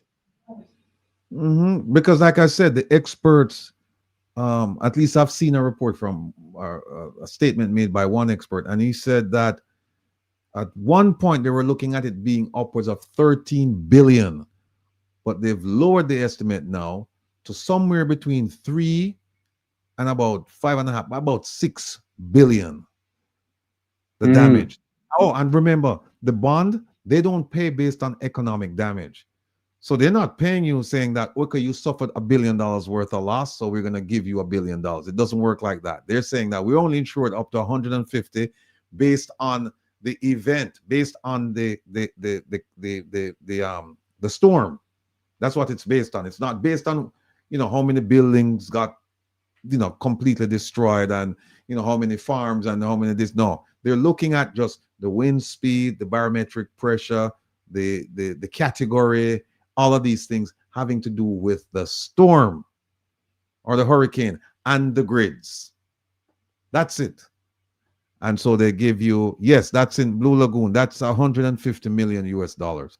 But also the damage, the estimated damage is up. They're saying it's about 3 to, let's say, 5 billion.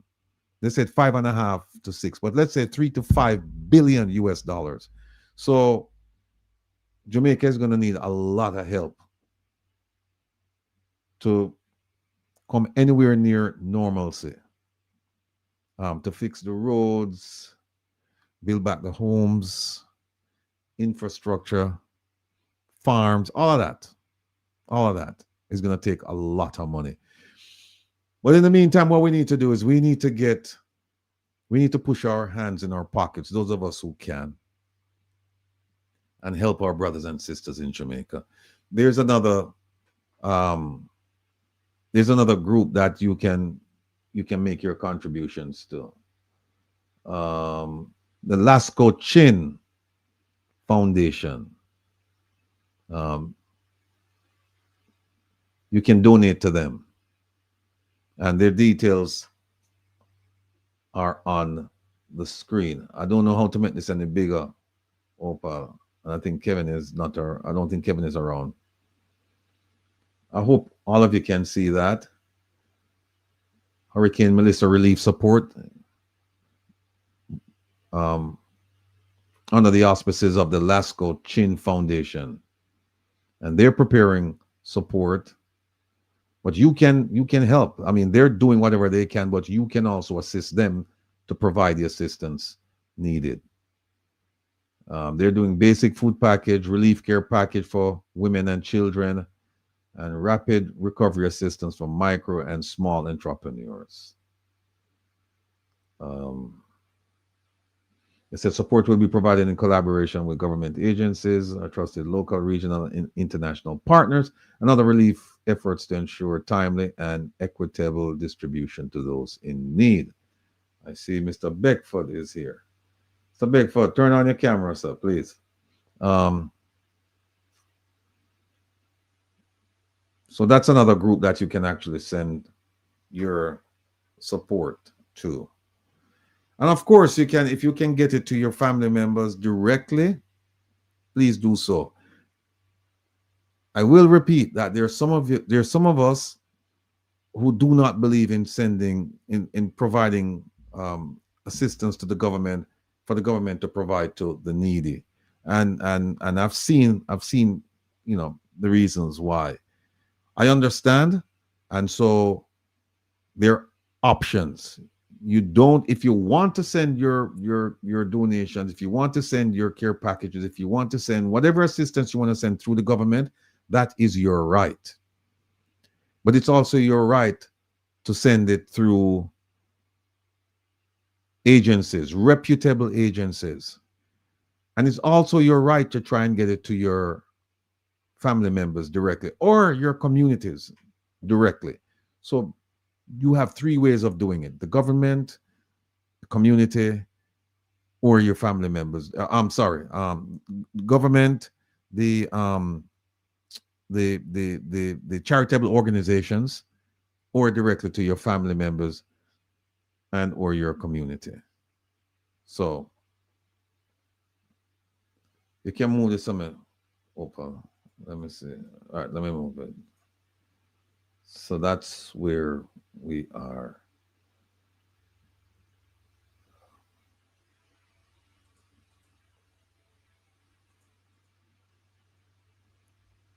Yeah, one of the things that I noticed, and I don't know if you guys noticed it, I noticed that, and it wasn't necessary, but I noticed that some of the officials, they, in making their presentations or making statements before the media, they had a political slant to it, and that wasn't necessary, because the election's over. It's behind us. We're looking forward. We're looking to help people. We're not looking to help political supporters. We're looking to help people. But, you know, and there was one instance, I believe, where the prime minister, somebody, I think they referenced something. I'll think about it in a moment, where they asked him and he got really, really upset. I think it had to do with whether or not proper planning was done. Oh, I know what it was. He said that the government was in the process of doing bushing and cleaning drains and gullies and all that. And people were saying, hey, why is it now? Why wasn't it done before? And then he got upset and he was saying that, you know, this government has done more for this kind of stuff than anybody else, any other government, and so on. It wasn't necessary. It wasn't necessary. You're the leader of a country now. You're not the leader. Yeah, at this point, you take off that hat and you put on the hat of Jamaican Prime Minister, the leader of a country. And so you go out there and you face the tough questions, you give honest answers, and you don't let anybody get under your skin, and you just do whatever you have to do. Now, we do, and I've spoken to quite a few people, and we have to, we give the government some credit, because what they did was, and I shouldn't say some, we give them credit for trying to keep the public apprised of what was going on. Because if you notice, they were having like 2 press conferences every day. So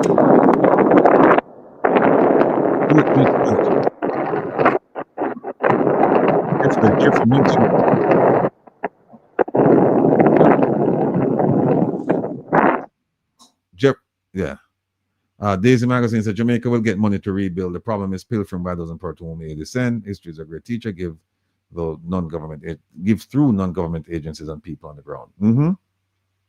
Jamaica will get the money to rebuild. They will get the money to rebuild. But I just wanted to make it clear to people that the 150 million that they're likely to get, that it will not. If every cent is accounted for, the $150 million will not be able to put things back in place. We're going to need more than that. Deborah Cohen says, are MPs allowed to collect in their communities? I'm not quite sure what the question is asking. Help me out, Deborah. Are MPs allowed to collect in their communities? Not quite sure. And by the way, we're going to turn the phone on. Oh, you know what? I was charging it up.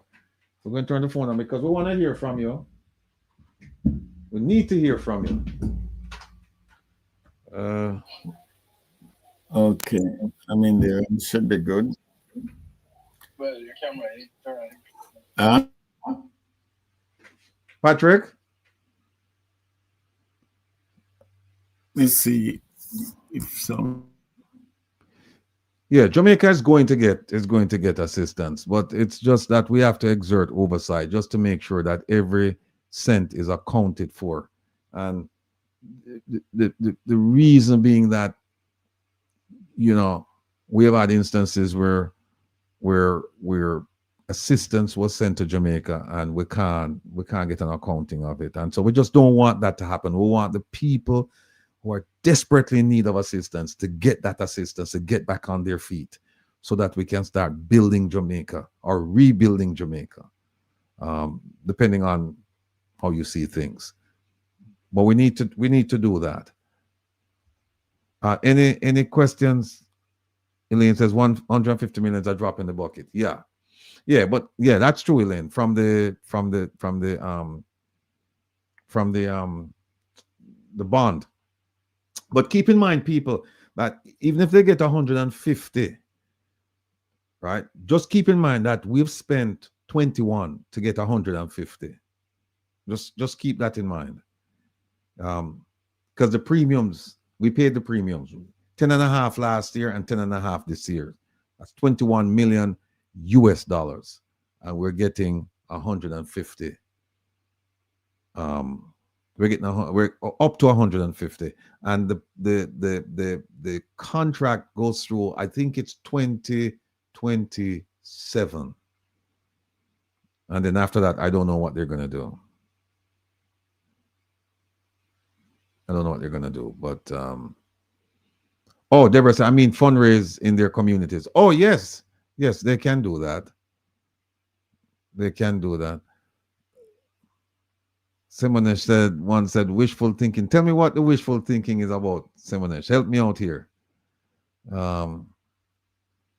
Okay, Daisy Magazine said the concern is making sure the people get the help and not the MPs using the donations to fix their gas stations, supermarkets, and any other businesses they have that were affected. That's a genuine concern. It's a genuine concern. And that's why, you need to, here is Mr. Beckford. Finally, Mr. Beckford, welcome. Loud and clear, sir. Okay. I've my brand Trelawney thing. Yeah, the advertising that you're from Trelawney, but you should put brand Jamaica. Where's the brand Jamaica t-shirt, sir? All right, say no more. Story. Yeah, say no more. Folks, here's what happened. Or here's what's going to happen now. We wanted to bring you with again, this is not the time for to curse out people and all of that stuff. But what we wanted to do, because we see it in the chat, a lot of you are genuinely concerned about assistance going to Jamaica ending up somewhere else than where it was intended to go.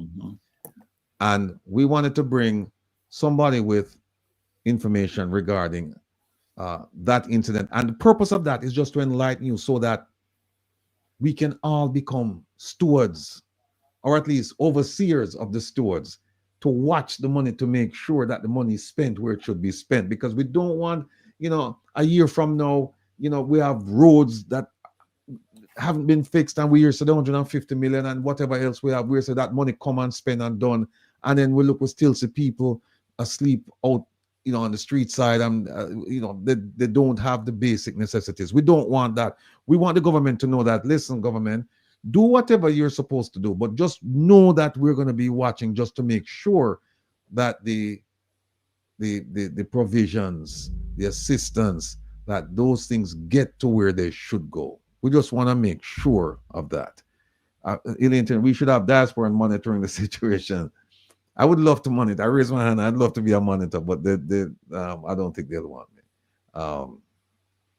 Yeah, Mark Beard. Yeah, we don't want to talk a year from now, so the money missing, anything like that. So we need to get out. We need to get in front of the story and say, listen, government, we know you're getting this. By the way, the government should also give us an accounting or give us make some statement as to how much money they've received, how much money, once they receive the funds, how much money they've received, and tell us how the money is going to be spent. We need to know this because we are a part of government too, We're a part of government, the unofficial part of government. We are there. So because remember, you put them there. You put them there to govern on your behalf. So what I'd like to do at this point is to ask Patrick, because he's very familiar with a story, and we've been talking about this for quite some time now. And oh, by the way, anybody have any questions about the cat bond? When we open the phone line, you can call and ask about that. I'm not an expert on it, but we did a show last year when, for Beryl with the cat bond, because last year with Beryl, guess how much money Jamaica got from the cat bond? Because the cat bond was in place last year. We spent $10.5 million for $150 million worth of coverage. And when Beryl hit, you know how much money we got? Zero. Because they said Beryl didn't hit. The eye did not come on land. The eye stayed out at sea. So even though we got lashed by the wind and the rain, they said, hey, you didn't satisfy the requirements. And the first one is that it must be a category 5 hurricane. And it wasn't a 5, it was a 4. So we got zero. And this year, and by the way, Beryl didn't make landfall, didn't come on land. And yet, they said the damage caused by Beryl last year was in the range of $200 million US. And it was out at sea. Now, we have Melissa. Melissa made landfall. Melissa crossed the country in a devastating fashion. And so now you see the damage, people. Now we're looking at approximately 3 to 5 billion dollars, US dollars worth of damage. And now we're going to have to find some way to fix things, make things right. In fact, make things better than they were. So we're talking about a lot of infrastructure work. A lot. All right. Mr. Patrick Beckford, for those of you who do not know Patrick, as I said before when I introduced him, that he's a stalwart in the diaspora. He's been around for quite some time. He started out very young, and he's still very young. So I don't want to think Patrick is old. No, it's just I got a granddaughter, so my hair started to change color to match. Oh, I thought I was gonna tell him that. I was gonna tell him that you dyed your hair silver. I was gonna tell him. No, I don't want to look like Khadija Brown. Want to make your head so red? When you dye your hair, your head gets red. I hear you, my brother. Yeah. All right, Patrick. Yes. For those of you who do not know Patrick, I suspect that some of you do, but most of you, some of you do not. And so it would be rude of me to have Patrick start talking and you don't really know who Patrick is beyond. I just give a brief thing in the diaspora. So Patrick, without further ado, please go ahead and introduce yourself to the people. I'm Patrick Beckford. I'm originally from Falmouth. Born on the market clock in Falmouth, which is saved when I looked at the video, but the town is devastated like everywhere on the North Coast. for full disclosure, right now I am a member of the National Executive of the General Synod of the Reformed Church in America. I am an associate minister in Highland Park. If anybody watch TV and see a pastor giving trouble and the tube anti everything orange from this Washington, D.C., especially we're very immigrant focused, looking for the lost and the least and the strangers. That's one of the ethos of my place of worship. So in leadership in that way. So that is the religious side of me. But the social side of me is being from farmer, I'm very active community-wise. At the tender age and as a teenager, adolescent, we were involved in a lot of community work. The last time I was in Jamaica, I was about 20, and we had this hurricane, and we were the ones from our youth club who did the whole recovery thing, moving people to shelter. We had a friend who drive truck and all that stuff. So that's me, and I'm always Jamaican. When I migrated, I served in the U.S. Navy because one of my friends was there, and so I'm a veteran. I'm disabled in a way, so that is it. Served for like 8 years, then worked for the telecom industry until I retired a few years ago. So, forced to retire because of an accident that I had on Mother's Day in 2020. So that's a bit, but I served in between 2009 to 2014 as a Diaspora Advisory Board member. That was when we had an advisory board. So we would sit with the minister and kind of advise him. That was the thing. The advisory board, I thought that from my English language background, advisory mean that I will advising you and giving, and you'll be listening to our advice and work together, do what you can do. When I realized it was just a sit down and we do that, and because everybody going under, if I'm an advisory board member, I thought that I would be allowed to bring agenda items. So when I was going to my first meeting, I sent to the Minister of Foreign Affairs and Foreign Trade. So these are some agenda items I'd like to be on the thing. That was foreign to the workers. And, they put it on because they were surprised and they were smart young people, blood inside you. So Delano, Arnold, Brown, I served with them on the board. And I hear you're talking about band, and it will bring back one important thing. I did three things rather. The first thing when I did, I proposed a diaspora bond, and I can have a conversation about that when I'm talking about Jamaica. Being a person of the scripture, I remember I had a conversation. I said, you're treating the diaspora like in the Matthew 13 moment. And everybody's like, I know Ambassador Bassiano said, oh God, I'm coming with scripture. Matthew 13 is when Jesus went into his hometown after performing the miracles all over. And all they could have, in fact, oh yeah, this is a carpenter's son. Isn't that the carpenter's son? Not refer to him as the guy who was, performing all these miracles. So that's how they treated us. And that's why, some understand the context where I'm coming from. Ambassador Vassiano quipped and said, but why I said that is that I proposed, and funny enough, the person who I'd asked to chair that in the New York area is a current consul general, proposed a diaspora bond.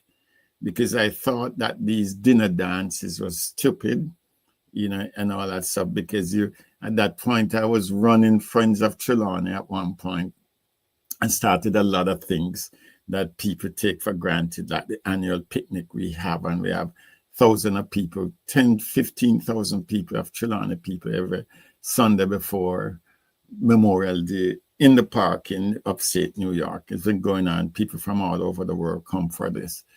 And we proposed a bond because I figured dinner dance was nothing. And funny to my chagrin, I use that word, is I know this after that. The then minister invited someone from Israel and someone from all over to talk about diaspora bond, proposing that at UWI.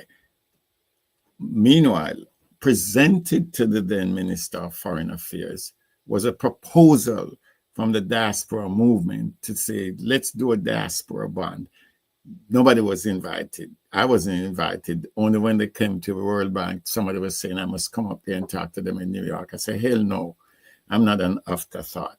So this is, you know, I'm very bold. I talk things straight. I don't worry, you know, because I only have one life to live and everything. So basically, that is a thing. And if you guys remember that famous thing with Dudus, and there was this raucous press meeting where Ambassador Marks was her first day, first week in New York when that incident happened. And I invited her to New York at the Methodist church in, I think, in the Bronx. That was like one of the largest group of Jamaicans there, because everybody was pee off with this incident with Dudus and all that thing. And so that was organized and everything. You know, remember I stood up and I said that, you know, this is a stain in Jamaica, and as a Jamaican, everybody's asking me in my job, why are we cuddling a drug dealer, blah, blah, blah. So, you know, we go over there. So there's little things that, you know, they know that I don't, you know, I'm very vocal. I'm Trelawney-centric Jamaica at the top, but Trelawney-centric, you know, and there's a lot of things that happen under the ground. So that's a little bit about what I did. But the whole idea that that we want to talk about as a thing to alert folks. 2020, in the middle of the COVID pandemic, this thing about PPE, and when it started, even the US didn't have enough. Worldwide, that was a thing. And the diaspora, I was not a part of it because after time, I said, I can't waste the time doing that. I want to be younger, not older. So there was a radiothon organized. And then if anybody remembered, it's in December 2020 to January. I don't remember the date. I get, certain things, I don't remember the specific date, but we had it for like about 2 nights. And from my recollection, and remember, it's over $340,000 was pledged and collected. And the purpose of that fund specifically was to purchase PPE for Jamaica. And so that means every parish should have a few PPEs. And, so $340,000 could have bought more than enough. At some stage in the middle of the year or towards the end of the year, people were asking where the funds was, where did it go, how is the PPE going. In a radio interview, the Jamaica has what is called a health fund. And the chairperson at some point came on to, I think, the fact of the matter that that was a radio program that was hosted by Erwin Clear and Lester Hines. They were co-hosts on that, very popular in the thing. And that health fund person came on, and they were talking. It's a mystery. It's like we're speaking in tongues, not Jamaican language, about where the funds are, blah, blah, blah. It came back at another stage because people are still peed off about it. And the conversation turned out that it was said that the then Minister of Finance and whatever you call him, planning, I don't know, whatever it is, Mr. whatever his name, Clark or whatever, at that time instructed the chairman to put the money in the consolidated funds. Now, I am a student of one of the greatest textbooks that Jamaicans discarded, Civics for Young Jamaicans. And if you get a copy, read about it. It tells you about how the government operates. And I remember one thing it says about the consolidated funds and all that stuff. And the consolidated funds, I think it's in every government, it's where the revenue that is raised by any government is deposited. I don't know if I don't know, maybe I'm missing something, but that fundraising is not revenue. And that was where it ended. And they said they're going to straighten it out. I called the gentleman, and he called me back. And he said, yeah, they're going to do it, da. But I think maybe he spoke honestly, and it got him in trouble. He was shifted to another position. When I called him, he said he's shifted, but he's going to try to get some information. But he and I agree, we were supposed to buy PPE. And the statement, I said to him, so did we buy even a P? He laughed. He said, you're right. We don't even say a P yet, much as a PE. You understand? So that is, I don't know where that is. And what jumps out at me, even last year when the Integrity Commission issued certain irregularities with a member of the Parliament. Let me put it this way: a member of Parliament who had a certain amount of bank accounts. That one was identified with fundraising money in that account. And just one wonders, I'm just wondering if maybe that's where one of the P go in, or the E, endowment. Is it an endowment? Maybe it's the E. It came in as an endowment to that member of Parliament. So that is where we are today. Nothing. I spoke to the gentleman, I think sometime last year, to the end of last year, and he's no longer in government or no longer in anything. And he said, as far as he knows, nothing. I don't know if someone has ever done, I would ask a question, that was swept under the rug. And that's one of the things I think, just an aside, because we're in the throes, I noticed under the scroll that we're going to be having a diaspora election for the global Jamaica diaspora. And we have to make sure we can't take no pian people, as Ms. Lee would have said. We need people who's not afraid to express themselves and who's not afraid to say, hey, we don't want no minister as chairperson of this thing.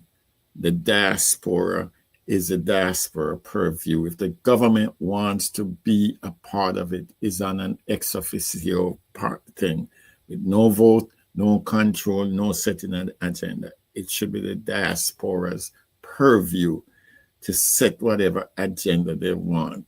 It's not enough. It's not a photo op thing where you can get picture with in a suit with minister or whatever and everything, and then you can put picture and say, "Why you're important."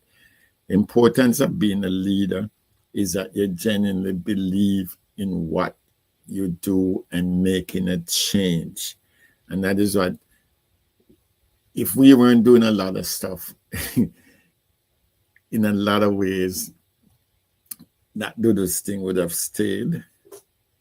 And I can tell you one thing, if I wasn't the loudmouth that I have, the peer in Falmouth would not be there. And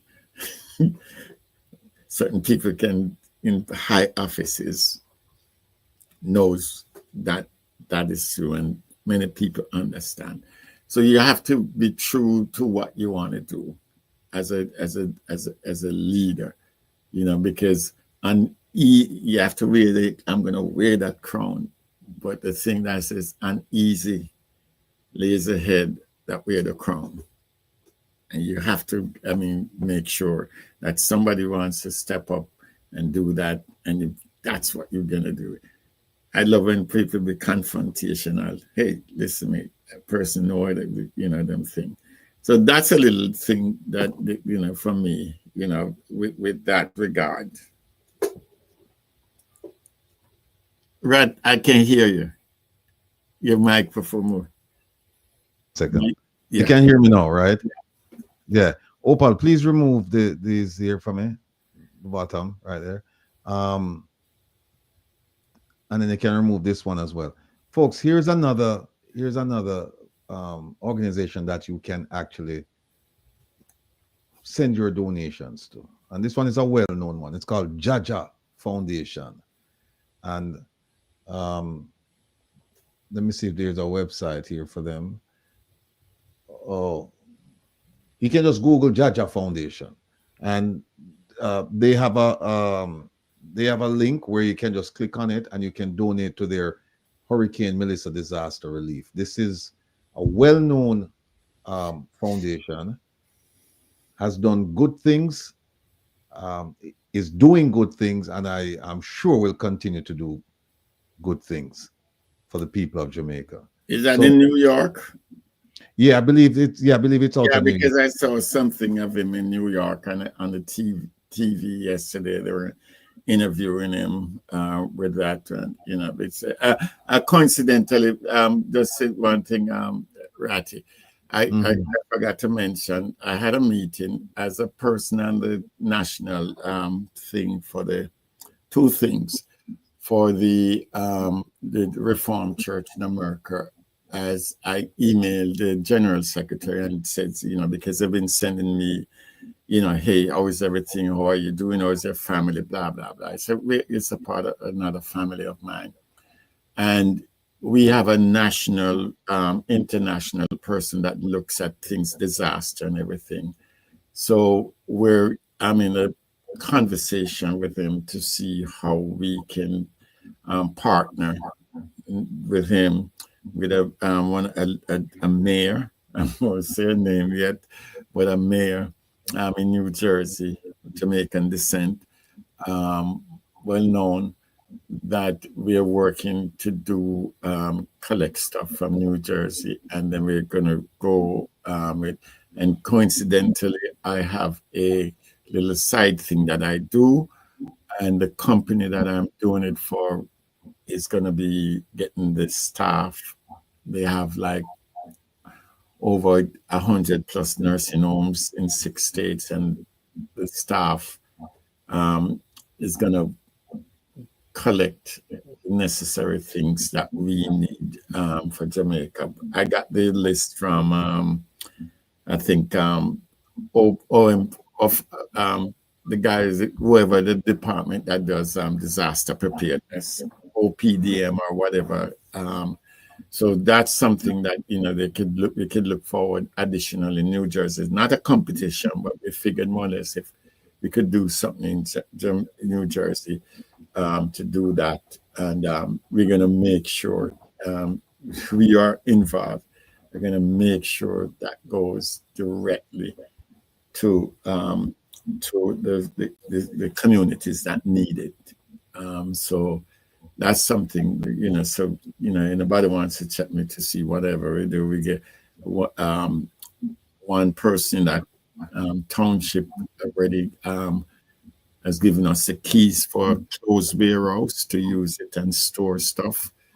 And, we get a price for a 40-foot container so far, but, we suspect we're going to use, so, and this is working through my church in Highland Park, because we have six when the South America got hit with the hurricane a couple of years ago. We sent 6 trailers to there because we have very giving communities. So, so basically, yeah.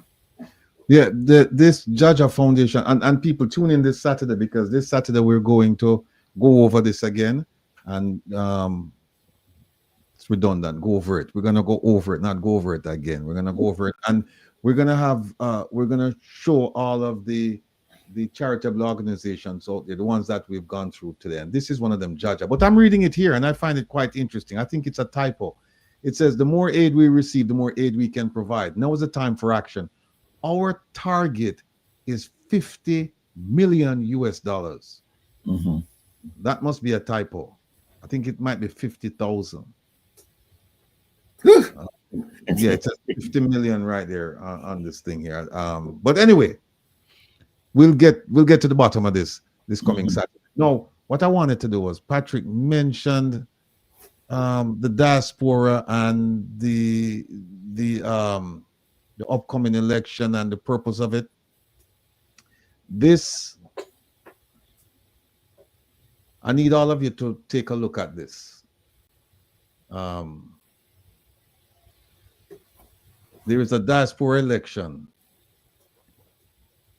that's coming up.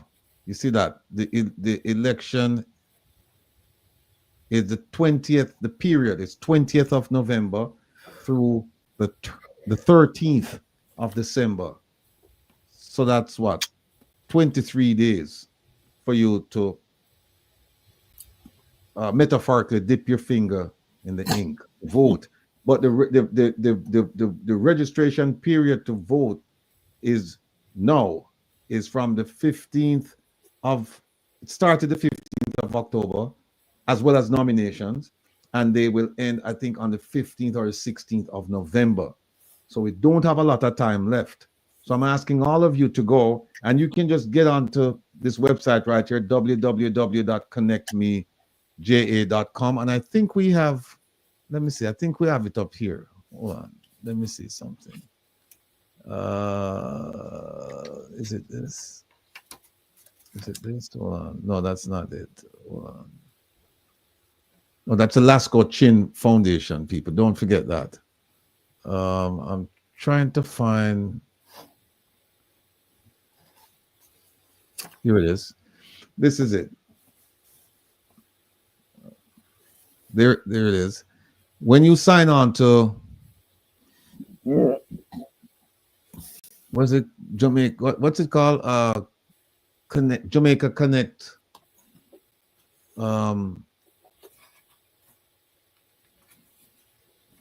connectmeja.com.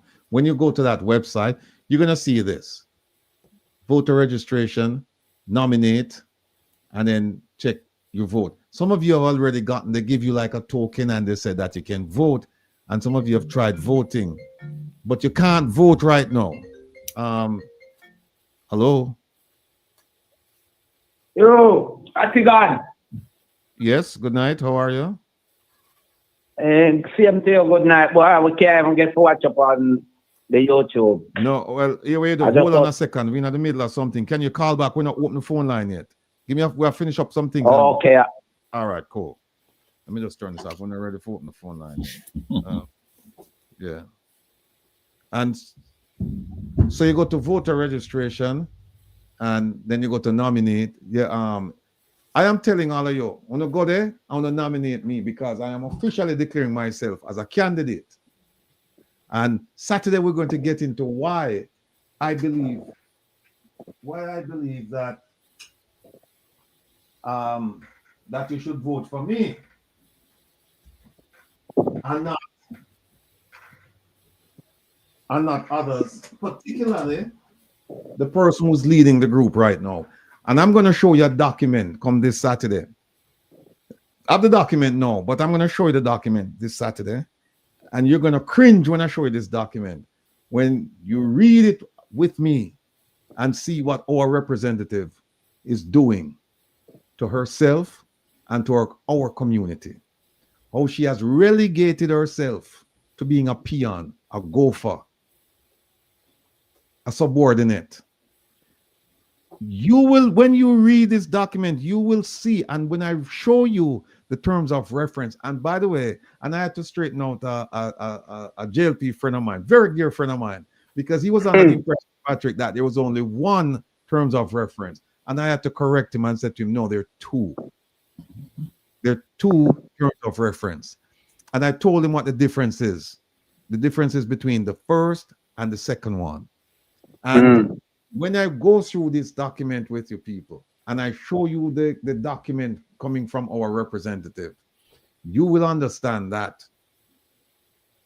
we don't have a place at the table. Even though it says the Jamaica Global Diaspora Council, it should say Global Jamaican Government Council. That's what it should say. Indeed. Indeed. And I'm going to show all of you. And listen, this as and somebody, it's funny because Jeffrey heard the conversation I have with our dear friend who is an avowed, as I'm calling avowed laborite, right? And we have no problems with that because he and I, we get along very well. There are times when I agree with him, there are times when he agrees with me, there are times when we agree to disagree. And that's the way it should be. But I explained when I talked to him, he said, listen, the issues you're raising, they are the same issues I raised. And I said, so what's the difference now? Why is it that you wouldn't, or people wouldn't vote for me? Because it's the issues. He said, no, you, them afraid of you. Them afraid of you. And so there is no need to be afraid of Rattigan. I don't have horns. I don't bite, right? I'm raising issues, and I'm raising issues that should have been raised a long time ago. And I am not only standing by, because a lot of people, they stood by, watch what happened, and they said something, but they didn't do anything. Sometimes, for some of the people, they were not in a position to do anything. I am putting myself in a position now to do something.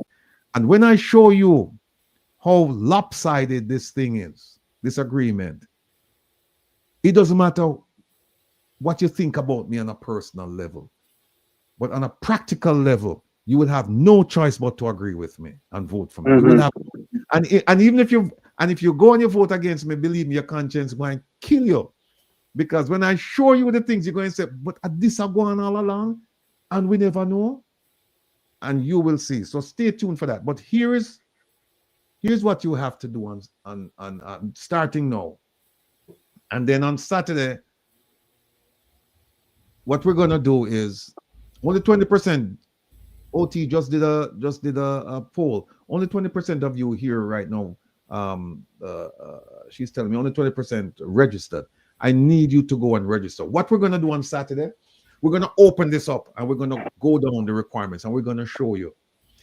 And then at some point during the program, we're going to stop and we're going to say, look, we're going to take a 15-minute break. We want all of you now to go and register to vote. We don't want to hear, well, me do it when we come off or me do it next week. No, we want you. So we're going to walk you through the registration process. And I say, walk you through it. And I'll tell you why I say walk you through it. Because I don't know if it's me or others, but they're changing the rules. They're making them up as they go along. When they came out with it on 2 weeks ago, 2 weeks ago, that night, I think it was after midnight though, I registered and I purposely left out something to see what would happen. And it came back and it said, we can't accept your application because you need to fill this section out. And I said, uh-huh. So I filled out the section and I sent it in and it says, accepted. We have received it. Only to find out a few days later that they said, you didn't do the bio and you didn't give us 4 names of people to support you. Now, when I looked the first time, I don't recall seeing that requirement because I went to the very bottom of the document and I don't recall seeing that they needed 4 people if you self-nominate. I don't remember seeing that. But let's say I overlooked it. The bio section, and it's still there, and I can open it and show you. Let me look at nominate, right? All right, here it is. Let me show you something.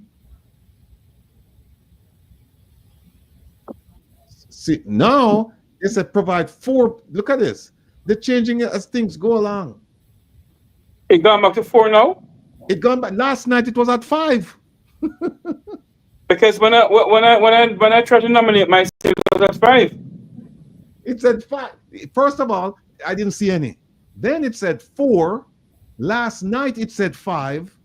And for some reason now it's saying 4. But let me see. And now look at this. This one doesn't even ask for. This one doesn't even ask for. This one doesn't even ask, Jeffrey, look at this. This one doesn't even ask for a bio. This is crazy. People, they're making it up as they go and they're changing stuff. Look at this. It's because you and I have nominated and putting ourselves to run. That's why. Yeah, look at this profile image, profile of ID. And now it doesn't have anything here about bio. See, you have to come all the way to the bottom right here to submit nomination. When I did it, I didn't see this. Well, you have to have 4 people right here. You have to have 4 supporting persons right here, 4 people. I don't recall that being there. So they wrote to me and they said, you need to put 4 people. I said, okay, fine. Then when I went last night or the night before, it said 5. Now it says 4. And then there is no bio requirement here if you're nominating yourself. When you click right here and says, I'm nominating myself. Oh, here it is. Hold on, let me see if it's there. Oh, no, look at it. No, it says 5. It's updated. It says 5. But where's the bios? Oh, here it is. Here it is, people. Sorry about that. It's updated. This was the old one. This was the old one. So you see the old one never have no bio and it says 4 persons. Now the new one says you must have 5. It's right here. Let me see if I can. It's right here. With the supporting persons. You can't see it. Right below it said, please provide details for 5 supporting persons. Now look at this. Let me show you something now about the bio. Look at this. It says my bio. And what does it say? Big this up for me there, Opa. My bio right here. Can they see it? We'll get to it on that. We'll get to it on that. But it says my bio. And what does it say right next to it? Optional. They wrote me and tell me that I must give them a bio. So I didn't know that optional is mandatory. Where they find these people? I didn't know that. It said, well, I have a dictionary right here. Let me see. I have a dictionary right here. Let me see what the definition of, let's say? Bio. Oh, no, optional. Let me see what the definition of, let me see. Have an option to do or not to do. Option. It says the right to buy or sell something as securities. That's one. The privilege of demanding fulfillment of a contract. A clause. Oh, optional. Optional, not compulsory. Optional, not compulsory. Yet they wrote me. I'm going to show you the letter and start. They wrote me and said, no, your thing is not complete. Your application is not complete. You must submit your bio. And yet still, Webster's dictionary says optional, not compulsory. I don't know where them find them people at. But they're making it up as they go along. They're changing things as they go along. But here's what happened now.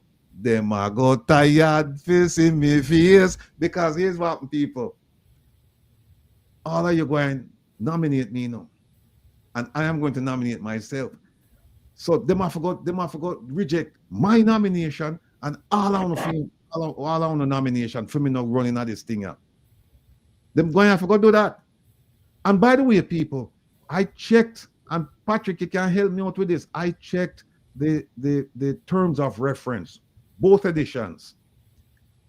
I did not see a section in there describing how you get a voting committee to determine this, who going to vote and how they're going to review your application, because I want to get on that committee. Who are these people? That is something that is made up, because I remember when I was sitting there, the former constitutional minister was a diaspora minister, and she wanted to be for the diaspora to vote for 2 people and send it to the ministry, and the minister, which is she, would have the option of selecting who she wants. And I told her, I said, listen, not a damn. And I was joined by Canada, and to say, hey, I mean, and I told her straight, I said, that's not it. You're not qualified to select who's my leader. And I told her straight to her face that. And so none of that, they go about it and I could tell everyone sitting in there and listening to people. I served on the Malawi Fort. I served on the Arnold and my late brother, Delano, was the first one I served under. And Arnaldo, which was like, and Malahu, and that was a disaster. Well, it was the first time we have a diaspora conference that was postponed because we decided we're not gonna go there with her. So I mean, they're trying to do it because they don't believe it, because the argument was that. And I heard it at Jamaica House, heard it in Minister of Foreign Affairs, that is only the comrades are diaspora leaders, and they wanted to change that. But I said, I said to if we are smarter than the rest, the people would select the smarter people. Well, here's the thing. I don't care if them get a laborite or a comrade. All I want is somebody who can represent me. Exactly. In a meaningful manner. Somebody who has sense, somebody who has courage, somebody who's determined, somebody who's well aware of the issues. Because here's what happened. Jillian made a point, and she said, what, farm your own diaspora thing, don't get mixed up with them. Well, here's my answer to that, Jillian. And with all due respect, I'm throwing this out to everybody. How many of you have ever heard of the Global Jamaica Diaspora Council? That's one. And 2, how many of you know what the Global Jamaica Diaspora Council is about? And not only that, Mr. Rattigan. Go ahead.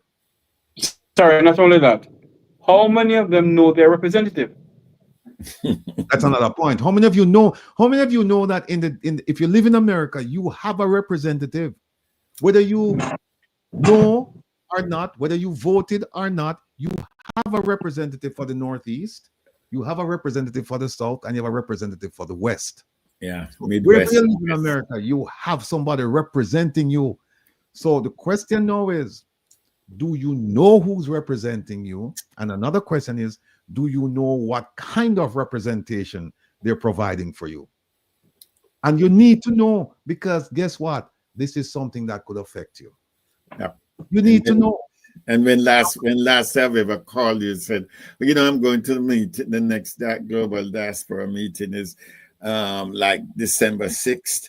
And what are your concerns that you think I need to do? That's what representation is. You're not sitting there for yourself to look pretty or whatever.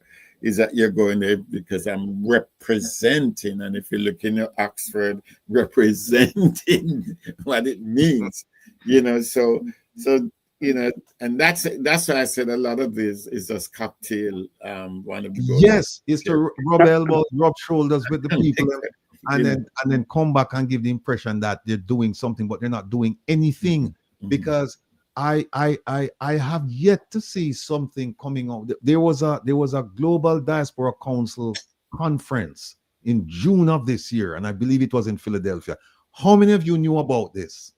How many of you participated? By the way, how many of you were contacted by your representative? How many of you? D. Henry asked, what is the GDC? Global, it's the other way around. It's not GD. It's GJDC. Yeah, Global Jamaica Diaspora Council. D. Henry. Yes, sorry about that. Yeah, Elaine said never heard of them. But Elaine, you have a representative, Elaine, and your representative lives in Philly. You have a representative. You have a representative. And so Saturday we're only going to discuss 2 topics. Only 2 topics. But we're going to have some ancillary topics, but 2 main topics. One of them will be this. Will be the Global Jamaica Diaspora Council. And Ratted, one of the vexing point for me where I kind of just, back off of it because I don't want to get hypertension. So, but the vexing thing is that the way the composition of the Global Jamaica Diaspora Council is, it is where it is make up of 22 members. 28. The minister, we elect 14 from all over, or 13. I think whatever the 13. 13. No. Let me tell you where it go. The government of Jamaica, they appoint 14. Right. Oh. 14, right? Because they have the sectoral members, then they have another person that they and you represent right. And then the other side, you have 14 that are supposed to be elected. Well, people, out of the 28, let me tell you this, and I'll show it to you in writing. Of the 28 that are supposed to represent us, you know how many the government appointed when they formed this thing? The majority. I'll tell you how much. I'll tell you, they appointed 14, 16, 17, 19. Of the 28, think about this, people. It's our organization, and of the 28 people representing us, the government of Jamaica appointed 20 out of the 28. So we are just when the first started. 20 out of the 28 they appointed. We are sheep. And guess what happened now, people? The organization is run by 4 people, essentially. There's 4 people leading it and directing it. 4 people. And of the 4 people, one of them is Minister Terry Long. He's the chair. He heads the whole thing. The second one is a person from the Ministry of Foreign Affairs and Foreign Trade. The third person is a person from the Ministry of Foreign Affairs and Foreign Trade. And the 4th person is a diaspora member appointed and confirmed by them. So let me ask a question, Mr. Let me ask a question, Mr. Rattigan. If that is the case, which if that is the case, yes, why is it that we can't vote in Jamaica then? And why is it that they keep on telling us that we don't have an standing in Jamaica? Mr. Tavares, And by the way, people, I want to know that Mr. Tavares is running too, So if you live in the South, when you line up on yourself, when you go and on a register for vote for Mr. Tavares, we need people with voice. We need people with determination. We need people with strength. We need people with courage. We need people with knowledge. We need people who are unafraid. We need people who look, recognition. That old donkey. No, we're not doing that. Because remember this, people, remember this. A diaspora organization must be run by the diaspora. Exactly. A diaspora. And guess what, people? If you see this thing what we are doing about we are collect donations and everything for the people of Jamaica. Guess what? If they had done it right, it would have been a 501c3. It would have been a charitable organization. And We can raise funds right throughout the year for things like this. Guess what? No, them have to raise funds underground. Them can't. The U.S. government knows them are raise funds because they're not a 501c3. And if you ask them what, and you know why they can't be a 501c3? Foreign government. Remember the 4 people I'm telling about that 3 of them foreign government officials. 3 of them are foreign government. That's why last year, a group of us could have registered it and throw it on them face, and they couldn't say anything. And guess what them going to do now, Patrick? In the latest edition of the terms of reference, they say that you cannot be a member and register the name Global Jamaica Diaspora Council member. And I said, what a piece of garbage. If you want somebody not to register a name that you have, guess what you do? You register it. You shouldn't tell people don't register it. You register it if it's your company. You register it if it's your organization. And they tell you on the second page that the Global Jamaica Diaspora Council is not an arm of the government of Jamaica, and therefore when these members speak, they speak of their own free will and of their own disposition. They don't represent the government of Jamaica. What nonsense. Yet, and then them tell you that whenever we have a meeting, all of you 28 people, whenever we have a meeting, it's considered confidential and secret, and you cannot tell anybody anything unless, guess what? The chair gives you permission. Until Mr. Terry Long tells you, you can tell you how you're going to represent your constituency, and you want to talk to them, and you have to come to Mr. Terry Long to get you want to talk to the people. What could have got some people? But here's what happened. I don't want you just remember the things I'm saying, but don't take it as gospel, because what I'm going to do on Saturday, I'm going to show you the Bible. And I'm going to show you passages in the Bible. And I'm going to invite you to read it for yourselves. So you don't have to just listen to this apostle just a talk. Except to say, yeah, him tell way, but him promise us that on Saturday he's going to show us in writing. That is what I'm going to show you. Because people, it's about time we stand up for each other. Here's what happened. In the diaspora, we have people who are sick. We have people who are lame. We have people who are unemployed. We have people who are homeless. We have people that are on food stamp. We have people who are trying to navigate the social services system so they can get some help. It's not all a bed of roses here. And the diaspora organization is supposed to be looking out for some of these people. Ask them if they're doing it. Ask them if they're doing it. All they care about is to cozy up to the Jamaican government officials. And them get invited to the parties and them cock off them little finger with it and drink champagne. And we know that. People, let me tell you something. Me going enough for them parties already. Me no need to go another one. Me no want go another one either. Because the ambassador, when we were Saudi Arabia, the ambassador used to call me and used to say, why is it you don't come to my parties? I'm going to tell him straight up, Mr. Ambassador, when I am out with the Saudis, I'm learning more about the language, the culture, the history than I am coming to the parties here. I am. And eventually, I end up go a couple of parties and things like that. Me have the cards, me still have the invitation cards. I'm fling down in one box back there. So, but I know my thing that me not need. We want to mix and mingle with the common people. That's what me want to do. We want to mix and mingle with people who we can relate to. Not people who them have ears about them.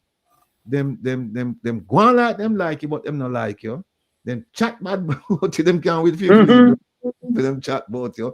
And remember them saying, no, it's not what the host and the hostess say when you're at the dinner table, it's once you drive out of the driveway. Yes. Let's go. We're Ratty, on the Global Jamaica Diaspora Conference, even, I mean, the council. One of the things that we push, because I kind of drafted the whole thing. One of the things that I said, we should not have no Jamaicans living in Jamaica beyond that council. Diaspora means that you're out of your place. You're moved from one thing. And that's the purpose, because I modeled it at that time when I proposed that at one point of the Nigerian Diaspora Council.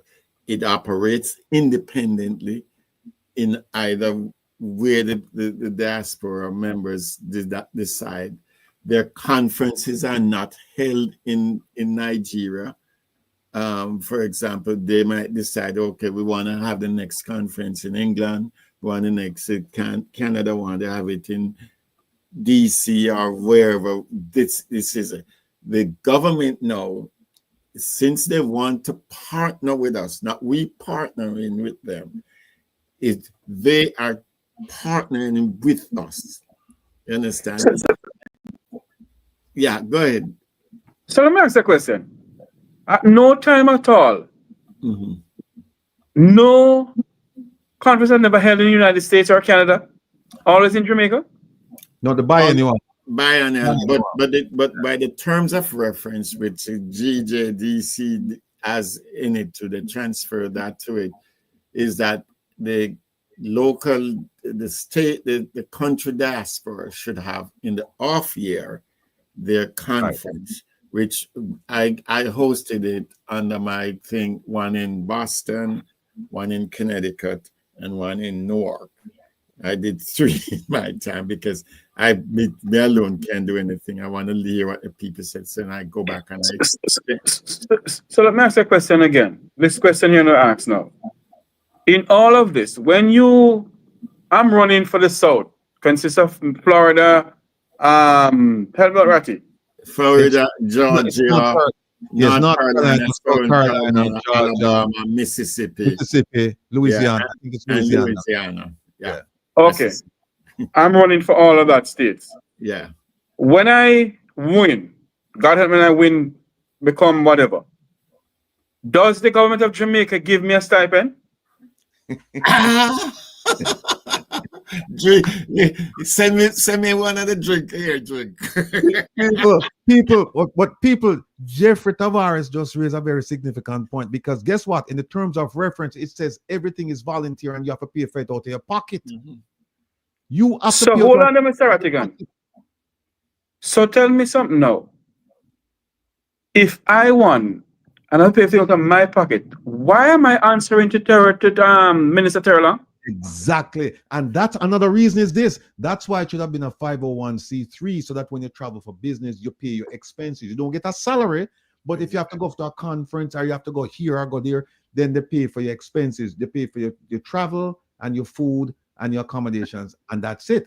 But right now, it's free, and you have to answer to them. And Patrick just said something again, that it says that in the off year, you have the regions. Yeah. They will have their conference. They will have their conference in the off year. So they had the biennial. When they had was it last year? Last year. Was it last year? Was it last year? Yes. And this year we should have one conference in the United States, one in Canada, and one in UK. No. The biennial was last year. Yeah, so you should have. The was last year. Yeah. So we have a regional. This is an off year. We should have an internal. But I'm not going to show you the document Saturday. I'm not going to show you. Hear this. It's a joke. We have a biennial, and the big one in Jamaica every 2 years, right? And every off year they have it. By the way, big up yourself, Natalie. Exotic lychee lady we deal with the documents thing, people. Now make sure to deal with her. Every year, every 2 years, every year, Like this year, them have last year they had the biennial. This year is a half year, so they had the conference here. So next year you have the biennial. People, let me tell you something now. I'm going to show you on Saturday. Did you know that Minister Terry Long reach out to our representative and tell her say she should have one next year, even though they might have the biennial next year, you know. Next year is not an half year. So, and she just had a conference 4 months ago in June. And I tell her now, say, I wanted to have another conference 4 months from now in February, because I am coming up and I'm going to be in the south, I'm going to be in the northeast, and I'm going to go west, and then I'm going to fly back to Jamaica. Now, when me think up, you know, is that him have somebody want to meet, or some, I don't know who, but this sounds like something that's contrived. This sounds like something we arrange, like somebody must have a big bash or something, and he might decide. This is what it sounds like, because here's what Patrick, remember what Patrick said, no? We partner with them, we don't work for them. So when him come, him supposed to ask her. And furthermore, next year is the biennial, so you're not supposed to have a conference in the biennial year, because the biennial line in Jamaica, which it shouldn't mean in Jamaica anyway. But him tell her, say, I want you to have, and so you ask yourself, why is it that he's coming in gear? And another thing, there's an election. My people, there's an election. How we make arrangements with her as if she win the election? How am I make arrangements with her? Am I make arrangements with her now? Tell her, say, make a plan for me from February. Because people may tell you something. Me win this election. Me can't tell him, Minister Terry Long, or your friends that might listen or whatever, them can't convey the message to you. Rattigan win the Northeast race. There is no conference for you in February. I'm not saying that we won't have a meeting with you, or we won't have a conference, but it will not be in February. Because guess what happened? February, the election, they must make the announcement must in January. People need time to get together with them people who them represent and find out what their issues are, so them can help and all of that stuff. And then we can have a meeting with you, but you don't dictate to us. You don't tell us that you're coming and we must set up meetings for you. Hell no. So me I tell you right now, you now have no meeting if Rattigan win February. Me I tell you that, Minister. And one of the important things for the audience to know about this, here's my experience. When I went on there, my first conference, and I see all these open up program, all these sponsors and all that stuff. And at the end of the conference, when we had our meeting, I said, you just have a conference. Where's the profits and loss on this conference? I was told by the diaspora person in the business, no, that's not none of our problem. And I even like last week, I read the letter that I received from that person who became a good friend of mine when he had a post that, you know, and everybody was silent because I said, you're operating the Diaspora Conference and I am listed as an advisory board member. What if when I go back to the Northeast, someone said to me, so we see you have a lot of sponsor, how much money we make and what do you do with the profit? I said, I'd be like, you know, like what you call it, Ralph Camden. Because I hold on there. You're not supposed, but you're not supposed to raise no money. You're not supposed to raise no money. You're not a 501c3. No, but in Jamaica, the conference is in Jamaica. They can advertise. But if you're putting my thing to them, you're having a conference, our conference, you're hosting it. Yet I have to pay for my hotel stay. Right. I have to pay transportation. And the only thing you get is like when they had the reception, you get food or whatever they pay for the hotel. But might as well as center all inclusive. And they select the hotel, they select whatever and everything. And they even selected and I learned by the side that there's a certain operative who was running the bus and making money. And a lot of shady deals, laundering was going. So hold on there, Patrick. Patrick, hold on a minute there. Well, on the Jeffrey, So Exotic Lychee, looking at the chat. There's a message for you in the chat from Ilian at 10 p.m. Go ahead, Jeffrey. So tell me something now.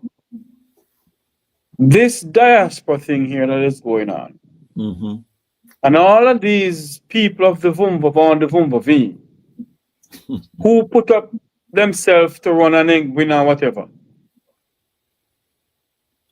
All of this, what you just said to me a while ago, Patrick, they don't ask questions about these things. It's all in the motor, master guy. Two of them, me and Mascal from Canada with Raise Hill. Look, let me tell you something. There is a person, now calling the name, in the Ministry of Foreign Affairs and Foreign Trade. I have a relationship, and the person said to me, there is no way that the government, this is from them side, you know. This is somebody from the ministry. I said, there is no way that the government should run, control, influence a diaspora organization. A diaspora organization is supposed to be a standalone organization. They can partner with the government, they can collaborate with the government, but they do so at their own convenience. Not when the government tell you. Patrick. Yeah. Go back to you now. What can be done now that people, the diaspora, can disassociate themselves from the Jamaican government, whether they're PNP or the JLP? Well, how can that be done? They, to me, legally, they can't do nothing because they have no standing in the US. They have no standing in the UK. They have no standing in Canada. So that means that we can come together and say, okay, to hell with them. Yes, and that is what everybody can do. Sit around the table and say, listen, we will invite the minister when we're gonna have a meeting. I usually call meeting behind the ministers back when I said, listen, we're not calling it a meeting. If you're going to say, oh, blah, blah, blah. I said, we don't have no money for run bill on legal thing. But we're not going to call it a meeting. We're caucusing. Understand? So as Rattigan tell it, caucusing means that a group of us can sit down and say, why this meeting I come over and discuss or I go on and we'll vote as a black or whatever. You know?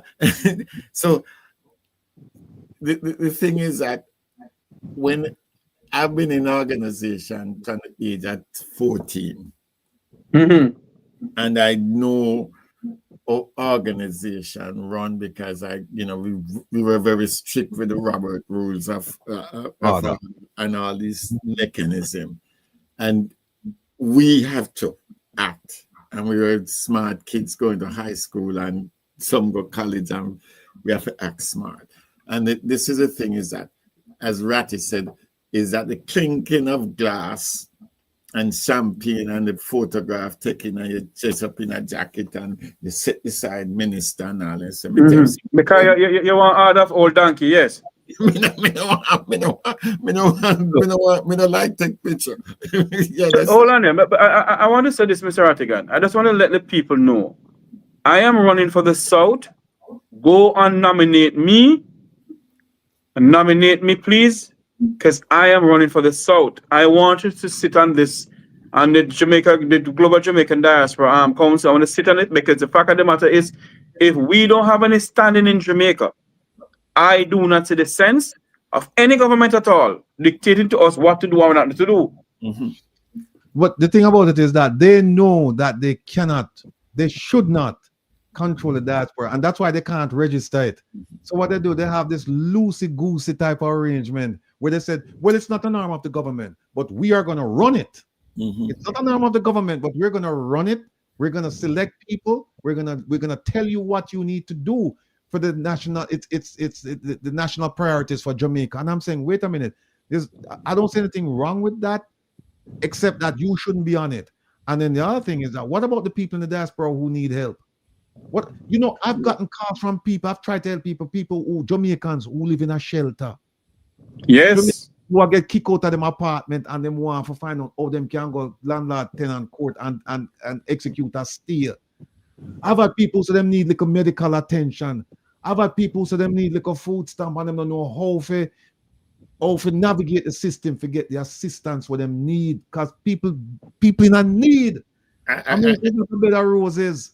I tell you one thing, Ratty, when and Jeff, one thing what I remember I proposed, and I said to them, and I talked to the Minister of Justice at that time, and I said, one of the things you could do for the diaspora in the immediate is that you could make members of the Jamaican diaspora come up with a criteria how that he or she could become a diaspora justice of the peace.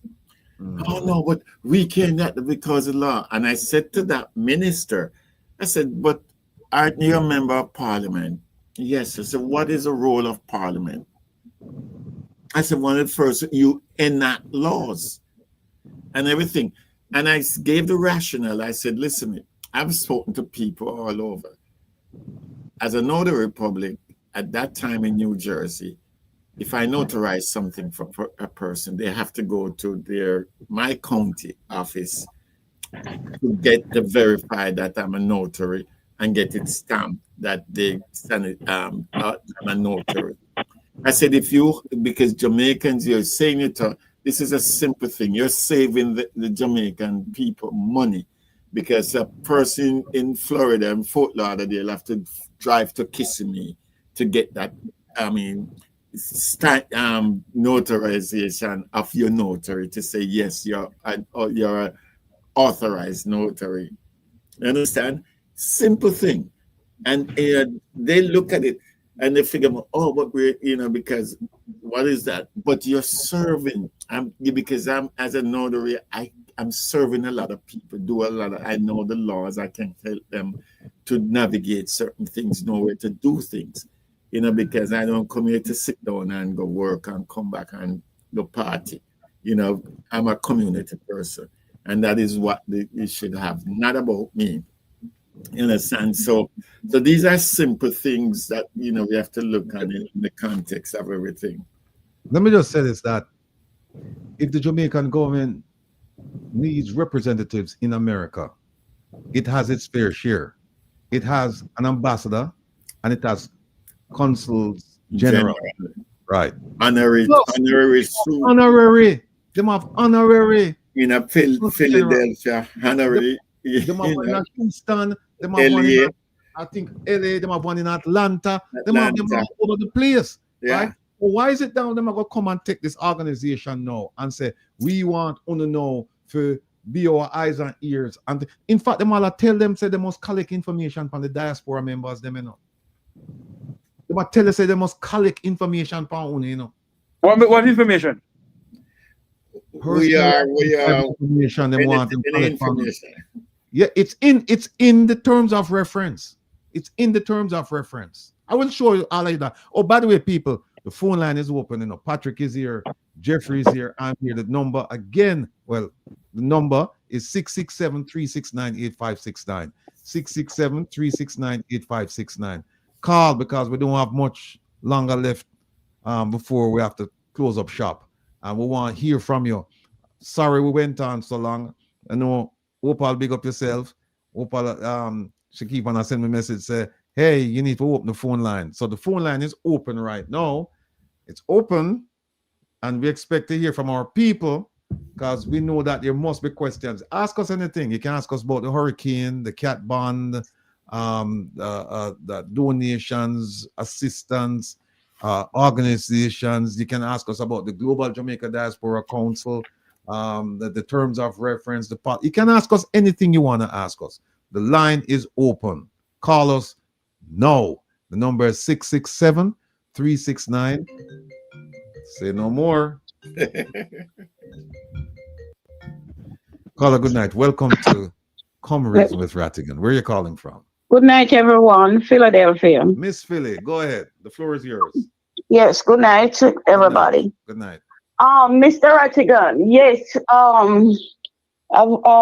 you just said it not too long ago as well, that there are people here who really need assistance. They need help to navigate themselves properly in America. Now, as you have said, this group that they have, that diaspora group, they are not helping. They don't know anything about these people. Mm-hmm. As it is said, they rub with the higher class of society and all of that. Not remembering these people. And in some way or the other, these people have contributed before they leave Jamaica to their country, and they're here trying to make some way out. All they need is some assistance to get through it. And I must say this, I'm not going to stay long. I must also say this. I think about the people who have been sent back to Jamaica by ISIS. Now, these people, I haven't heard the government mention them or anything about these people. Not ISIS.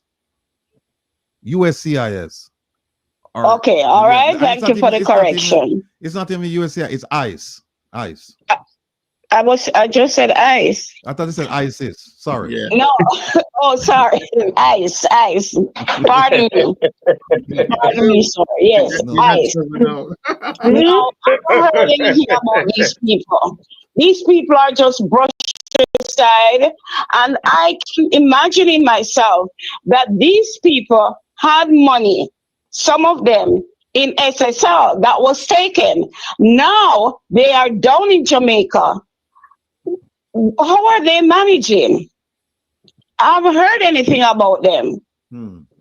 So, some thought must be given to these people, where they are, how are they getting through, and Philly, perhaps the necessary help they might need to get along. Miss Philly, you're absolutely correct, because here's what we could do. If we establish this as a 501c3 organization, we could even have a legal arm that people who in need of immigration, people who have immigration issues, we can say we can do some pro bono work. We can say to a group of lawyers, listen, we have some cases here, do some pro bono work. People who have mental issues, we have a little group composed of psychiatrists and psychologists that we can say we have some people who need some help. Them cannot afford it. Can you help? People who need to go get, help from the government, food stamps, this, that, whatever them can. We have people who cannot. We have people who say we can help them to navigate the system. These are the things that we should be doing. Charity starts at home. Yes, and if we're not taking care of the people here, all we can say we're going to get up and go take care of people elsewhere. Take care of, even if you cannot take care of all of the people here, take care of some of them now. Take care of some of them. And that is not being done. That is not being done. And that is my platform, that we're going to take care of people here. And of course, we're going to assist people in Jamaica. It can be done. We can walk and chew gum at the same time. What we don't have to do, we don't have to rub shoulders with people and go at the hoity-toity parties and exchange numbers. And when we go to Jamaica, the red carpet roll out for it. That to me, that's not representation. That is not representation. No. And this is why they cannot control the diaspora group. Not at all. And I'm so happy you are going to run. And we are behind all of you, Mr. Rattigan. And I would like to see these people I mentioned come to the forefront, that their needs are met, they're getting some assistance, all the help they can get to get back on their feet. There you go. I tell you, I give you my pledge, people. When Rattigan sit down at the table with them people, hell and powder house, because here's what I'm not yield, I'm not back, me I go defend or no. Me I go defend or no. And remember now, when we have these meetings, we, the diaspora, I will do it in concert with you. You tell me what your issues are and I raise them, and we will meet with them at our convenience. Not when them tell we must meet and tell us what the agenda items are going to be. Otherwise, there's no meeting. There's no meeting. That's right. I agree. 100. I agree. It cannot be. Things can't be the same. It has to be different. It has to be a change. And look how them fool. Look how them fool. Look how them fool, Miss Philly. Them have this organization. And guess what happened? Them can't make a donation or nothing. The mafia send it through Jaja Foundation, send it through this foundation. Tell them to send something and say this is the Global Jamaica Diaspora Council. Them can't do it because guess what? Them don't have an organization. It's just something with the government come up with and say, oh, and when you read the terms of reference, you see what it's about. It's all about money. It's about fundraising. It's about getting money for the government of Jamaica. That's what it's about. It's not about helping the people of Jamaica. It's not about helping the people of the diaspora. People, if you don't want a fighter, if you don't want a courageous fighter, it's in Rattigan. If you want somebody who wanted to be business as usual, and you want your rep to ignore you, not talk to you about nothing, and just go to the parties and have, you know, the fancy meals and go to the balls and this and that, then Rattigan is not your guy. Rattigan is not your guy. Mr. Rattigan, let me say this and get off and give somebody a chance. This is how powerful the diaspora group is. And we must come together as a diaspora and show the government. They know in burial, they call for the diaspora to assist. Now it's Melissa, and look what the diaspora is going to do again.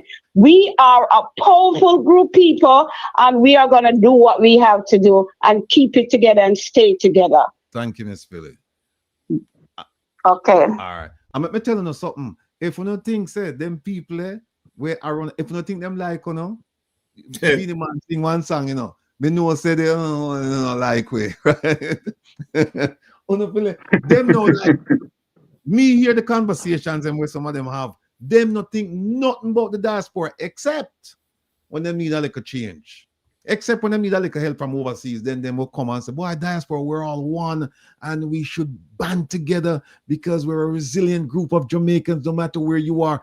But you see, as soon as them get help and them gone back in them little cubby hole, them say, oh, them people are here. Try and ask them for something. Try and ask them for something after that. Try and ask them for something and see what happens. Them treat you like dirt because you don't count. Well, we remember these people. People, you teach people how to treat you based on how you treat yourself. People watch you, you know, and see how you think about yourself. Them see how you treat yourself, and I saw them treat you. Yeah, if you think of yourself as nothing, them are gonna treat you as nothing. And here's an important thing that is coming up next year. Next year, we are supposed to be starting by January, before January, the constitutional reform we do. This is where we who live in different places can gather and come up to this. Okay, here's some of the ideas that we think that we are an important part of the governance. And there ought to be the voice where the diaspora could sit down and meet with the people in their different regions and says, okay, we're doing constitutional reform. And the diaspora's voice should be presented if we are that important, you understand, to them. And that is something that I hope the new leadership will I'm sure, will bring up, because there's no way this constitutional reform and done in a pitchy-patchy way. You understand? It should be overall from local government up to everything. You know, because one of the things I know that's going off a track, but a lot of the issues that happen in my hometown, Falmouth, since Melissa visited, the infrastructure deteriorates because they have a mayor who is not elected by the people of Falmouth, elected by somewhere on the other side of the parish. And he gets money, every mayor gets money for the township that they're mayor for. And they have the authority to spend the money as they please. So whatever he gets, he does not spend in Falmouth, it spends outside in his division. And so the council for Falmouth is looked on as he's not doing anything, you know, but he gets his divisional money and the mayor money and everything. And then Falmouth is the capitals are the biggest part of the parish. And some little pampier guy or girl can use it in their division. So these are little things that I think we're looking from our prism here, and we can benchmark and say, hey, listen, we can do this. The system needs too much elected officials to a country with 3 million people. Let me just tell everybody that we just did a poll of 57, I think poll complete 57 people. I think 57 people. And the question is, did you register to vote for the global well, it's GJDC, Global Jamaica Diaspora Council. And 79% said no. People, maybe you didn't know, but now you know. 21% said yes. We need you to go and register. And when you register, we want you to get your family members, if they're Jamaicans, to register. We want you to get your church members. We want you to get your co-workers. We want you to get your neighbors. If you're a member of any social group, they have Jamaicans inside there in the Northeast and down in the South. We need you to have them register to vote. But it's Ratty, isn't it? I think maybe I'm wrong, but our children and grandchildren are considered Jamaicans. Yes. And yes. Why by can't descent? Why can't they not vote by descent? You know, even if my great grandchild, if I have one, and I was born here, and the grandmother had born in a Jamaican, they're considered Jamaicans. I think it's, I don't know if it got to great grandchild. I think it might go to grandchild, but grandchild. In an event, have them register. By the way, if they're under 18, they can't register to vote for me. They can, because they have two categories. They have the Global Jamaica for Youth Council, and that's under 18. So if they're under 18, they can't vote for me, right? They can't vote for me. So get somebody or get people over 18 to vote for me. And I'm telling you, if you want a difference, when I look on it, you have to be the difference you want. You can't sit down there and wait for some lazy person, some compromised person to represent your interest. You can't do that. You have to get dynamic leadership, people who can come to you and say, what is your problem? Tell me how I can help you. And then you structure your conference, you structure your all the initiatives around assisting people, not around assisting yourself. Government, not around that. And that is what we have right now. We have people who them afraid of them shadow, like my father that said. Them not come out, them not talk to nobody, and then them. And by the way, our representative, I've been told that the Northeast, and Patrick can back me up on this, the Northeast from Vermont, I think, down all the way to Virginia. V. Yeah, it has over 100,000 people. Some people say close to 1 million people. We're closer to 1 million. Think about New York. All right, cool. All right, true. And think about what Maryland and DC and them places there, right? Jersey. New York, Jersey, Connecticut, right? Connecticut. You know, our representative, when she won, you know how many people vote for she? 18. Remember, no, it's almost 1 million people, 95 people vote. She's occupying the position with 95 votes. 95 people. We can't make this go on. We cannot make this go on. You have to get involved, people, because this is once you get involved, once you get involved, then you become exposed to the information. And there's information there that could be of tremendous importance to you and your family. Right? And then not only that, you can actually push and prod and tell the representative, this is what I want. I want this. Because sometimes the representatives, they're not seeing all the angles. They're not seeing all the issues. They don't know all the problems. You have to bring them to the representative. How many of you have brought issues? How many of you who in need of immigration advice or representation, criminal advice or representation, civil advice or representation, social services advice or representation, medical assistance.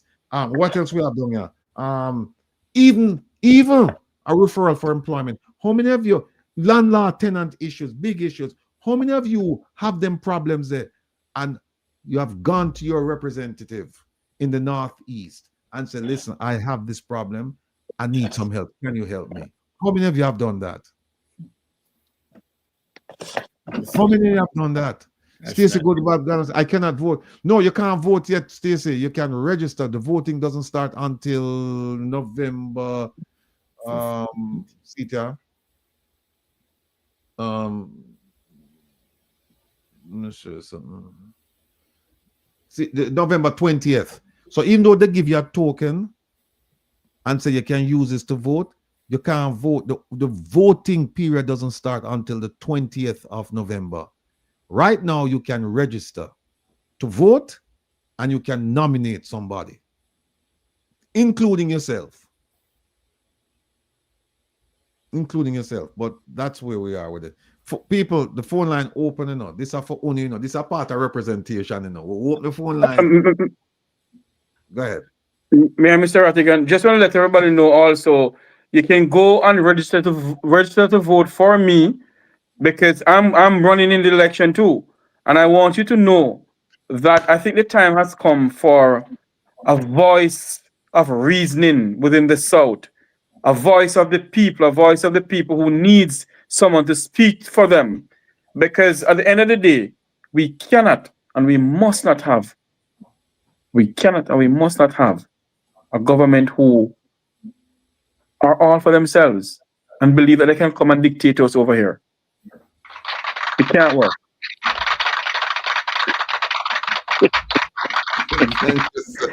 Thank you. No, Jillian said, why are we following their game board? Their game board, because what they did was they set up the rules, and so we're going to play by the rules. We're going to play by the rules, Jillian, because what happened now is that organization is supposed to be for diaspora members, but it's run by the government. So if we get enough people inside here, we can change the terms of reference and say we don't want the government here, and then we take over the organization and then we run it. That's what it's about. Would you ask me for my email address? Yeah. It is zerowater345@gmail.com.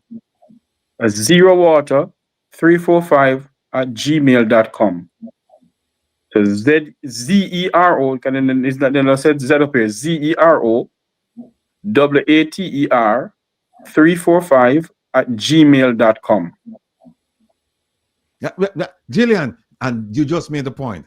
We are going to make it legitimate, because one of the things that we want to do is turn it into a 501c3 organization.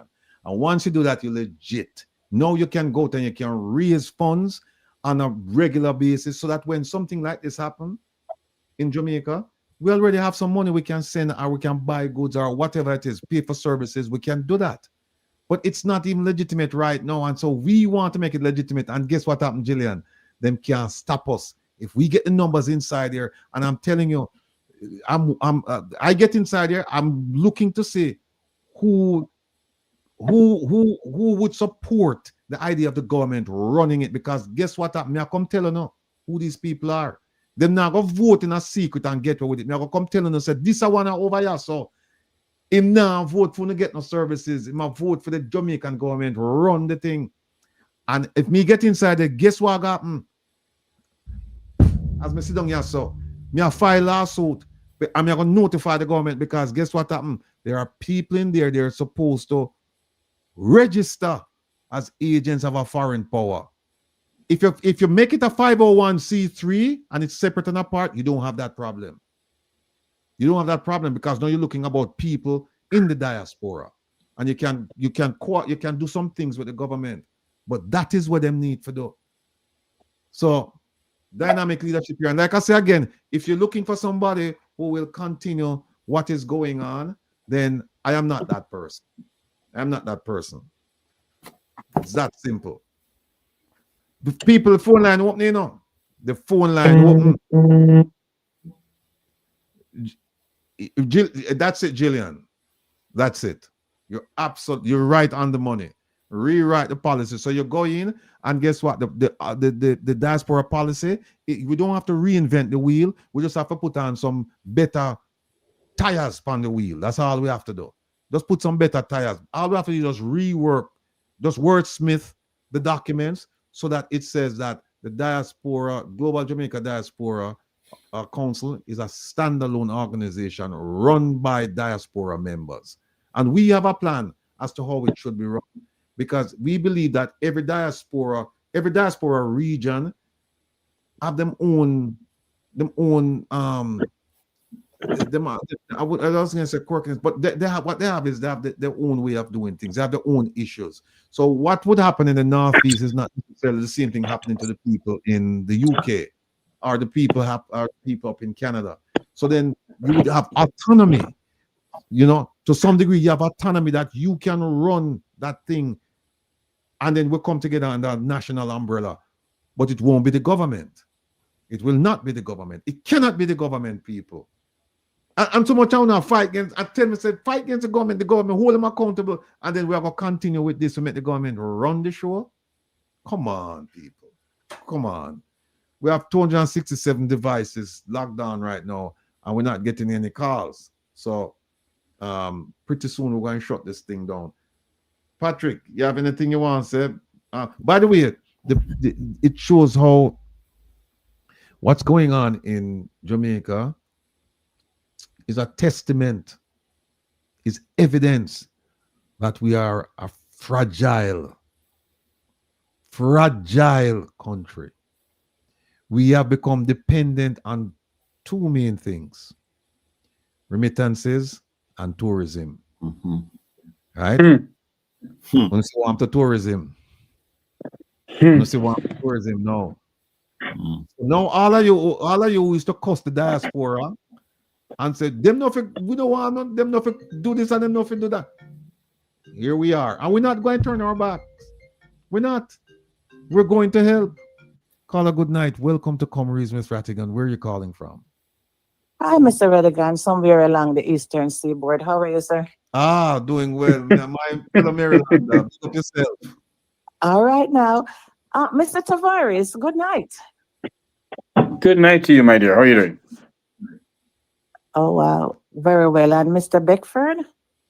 Hello. How are you? You sound like you're afraid, Mr. Beckford. Yeah, you sound like he's scared. Don't be scared. My bite is worse than my bark, okay? No. I will make this very short. To our Jamaican people down there, we got your back. I know it's difficult at this time, and it's fresh, it's new, and we understand what you're going through. Okay, and right now we're on the Rattigan show trying to, fight for you guys, us over here, so that he may win the president for us over here, okay, on the diaspora thing that's happening. And also, keep the faith, guys. That's all I gotta say. Just keep the faith. If you guys are listening, maybe you can't make a phone call out. Miss P, I hope you're all right.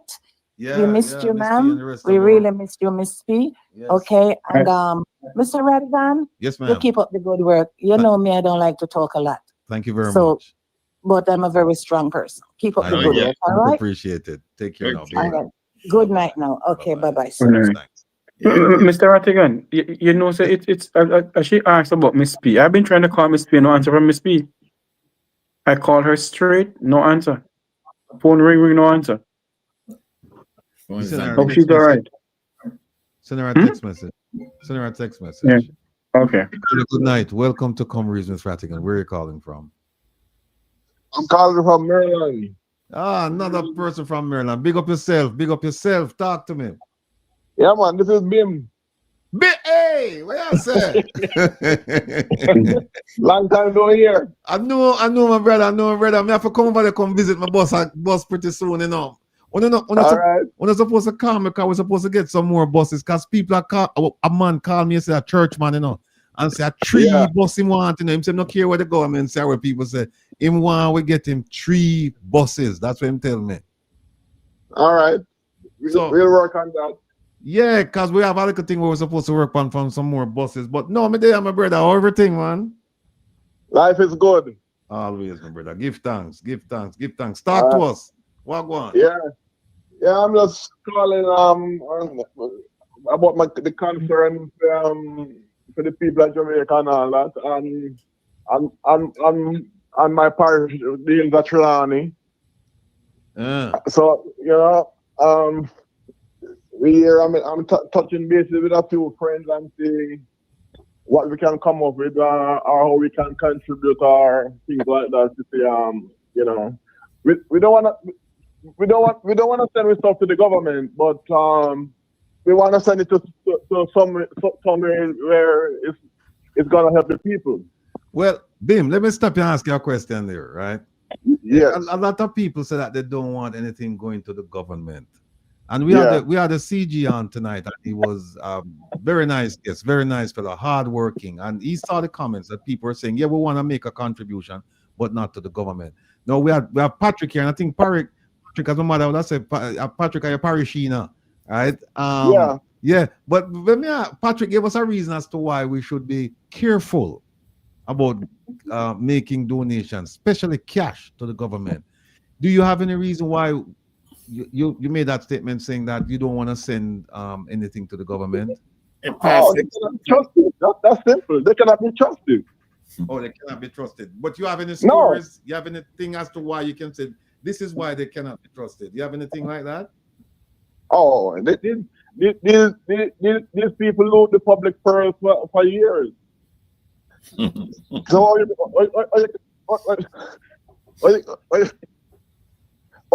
them say you can't wipe up butter in a puss mouth. So I'm willing to contribute or work with anybody. An organization what's gonna get this stuff directly to the people, and I'm talking to friends of mine, local and people here. But and not in 1 penny is going to the government. Okay. You know, that's a shame when you have a government that has gotten that you know, it's people perceive the government as being rotten to the core, so much so that they won't trust any part of the government. They won't send anything to, because sometimes, you know, some people say, well, I won't send it to this ministry, but I'll send it to that ministry. But when people say, I'll send nothing to none of them, then, you know, that's really, really bad. But you know, one thing I'd say, as people are thinking, for me, I tell you right up, prior to this election, there was reported that there were, like, I might be wrong by the number, 10 people who were sitting member of parliaments who cannot, the Integrity Commission could not certify them. So are those people still apart? Who were the names of those people?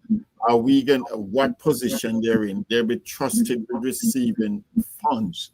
Would you be so willing to give up your hard-earned money to people who you can't tell where them get the money from? Illicit enrichment. You know, that you'd be stupid to do that with your hard-earned money. Bim, I tell you what. Yes. Give me a second. Let me just take that call. Yeah. All right, not a problem. We'll talk. Yell up your brother for me and your family. Yes, sir? Same here. All the best. All right. Caller, good night. Welcome to Come Reach Miss Rattigan. Where are you calling from? I'm calling from Florida. Actually, Hollywood in Florida. Hollywood. Yeah. Yes, go ahead. Go ahead. I just need to ask 2 questions. I know you are running in one region, and my other friend is running in my division. That I need to know if I can vote just for my region or for other persons. Yeah, good question. You have to vote for the region where you in the region where you reside. Yeah. So, for example, if you live in Florida, You vote. You're going to have to I vote for Jeffrey. Indeed, yeah, you couldn't vote for me because what they're gonna do is what they're gonna look at the address and then they're gonna reject your ballot, your vote, for example, Okay. because you don't live in the Get that, northeast.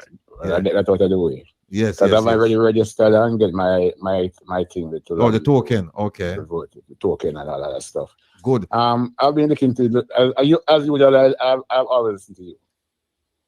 I beg your pardon?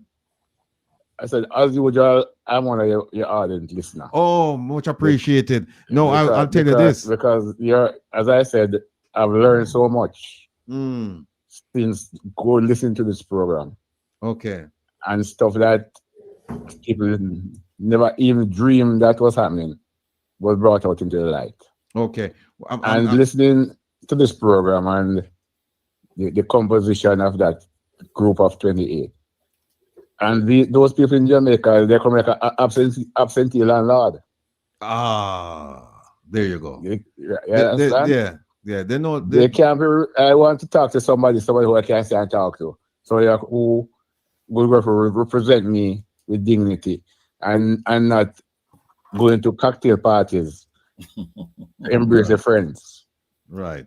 Right. Embrace them. Right. I am saying I'm the Jamaican first and foremost. And my objective and everything else is my Jamaicans and the suffering that they're going through. So we need people who can represent us and take the power out of their hands and put the power in our hands. Indeed. So again, good night and God bless. All right, sir. And by the way, you register, but get your friends who are Jamaicans to register as well. All right. No. I have my family, but they're different. Because I have family like in Connecticut. Then tell them to register, man. Because that is I tell them, I give them the link. As a matter of fact, everything that I get from you, I give it to them. And just like all those the thing that we need to sign up to. And here's what I want. Here's what I want you to do. I know you do it, but I'm going to encourage you to make every effort not to miss this Saturday's program, because here's one of the things I'm going to teach everyone. I'm going to teach everyone how you make law in Jamaica and when does a law become a law. Because just because the Governor General just because he has signed off on a law, because you hear people say it becomes law when the Governor General signs off on it. And some people, they don't know that. Because some people think that when Parliament passes the bill, then it's law. It's not law. It's not law. And when the Governor General signs off on it, it becomes law, but it doesn't become effective law. And I'm going to show people how you take an idea, turn it into a bill, turn it into law, and turn it into effective law. When you walk away this Saturday from the program, you will be able to discuss this issue with any scholar. And also I expect that I'm going to do it in language that you'll be able to you'll be able to convey the message to your neighbors and your friends and your family members and say, listen, this is what I go on at Parliament, this is what I go on in the Attorney General's office, this is what I go on with the Governor General's office, this is what I go on with the ministers, and here's how we take that idea and make it into effective law. I'm going to show you all of that this Saturday. Listen, Brother Rattigan, I don't miss none of your programs. All right. As a matter of fact, I was talking to a cousin of mine, and I was calling him today about that. Outstanding. That Minister of Health thing with that lady and my mother tell her I said to mind her own business. I need to tell you too. I'm glad you're there, because guess what? That lady who asked the question and the minister told her to this none of her business. She's coming back. She was on last Saturday. So I'm looking forward to that too. Yes, Zara Burton. She's coming this Saturday. And I'm looking forward to you on Saturday too, because I have a look at him because I have a master's degree in criminal justice. So I do some digging sometimes too. Right. So I'm looking forward to it. I don't miss her program, boss. All right. I can't afford to miss it. All right. Much appreciated. All right. Thanks, boss. All right. Take care of yourself. Be well. Bye-bye. Yes, people. Why, that is what it's about, You don't know how much joy this man just gave me a while ago, This brethren, the last caller, how much joy him give me for tell me, say, well, him tune into the program and him listen and him learn and him and he's conveying the education to other people. That make me stay up later at night. That make me try even harder. Sometimes I say, all right, I push myself too hard now. Sometimes I need to take a break. I'm say, no, let me do one more thing. Let me check this one more source. Let me do this analysis between this and that one over there. So let me do all this so I can bring it to my people. And again, people, when I bring something, if I'm wrong, point it out to me. I say, no, this information that you're giving, this information is not correct. And explain to me. I am not too big. I am not arrogant that I am going to say, me no want to hear what you have to say, because that's the only way we grow, when we teach each other and we learn from each other.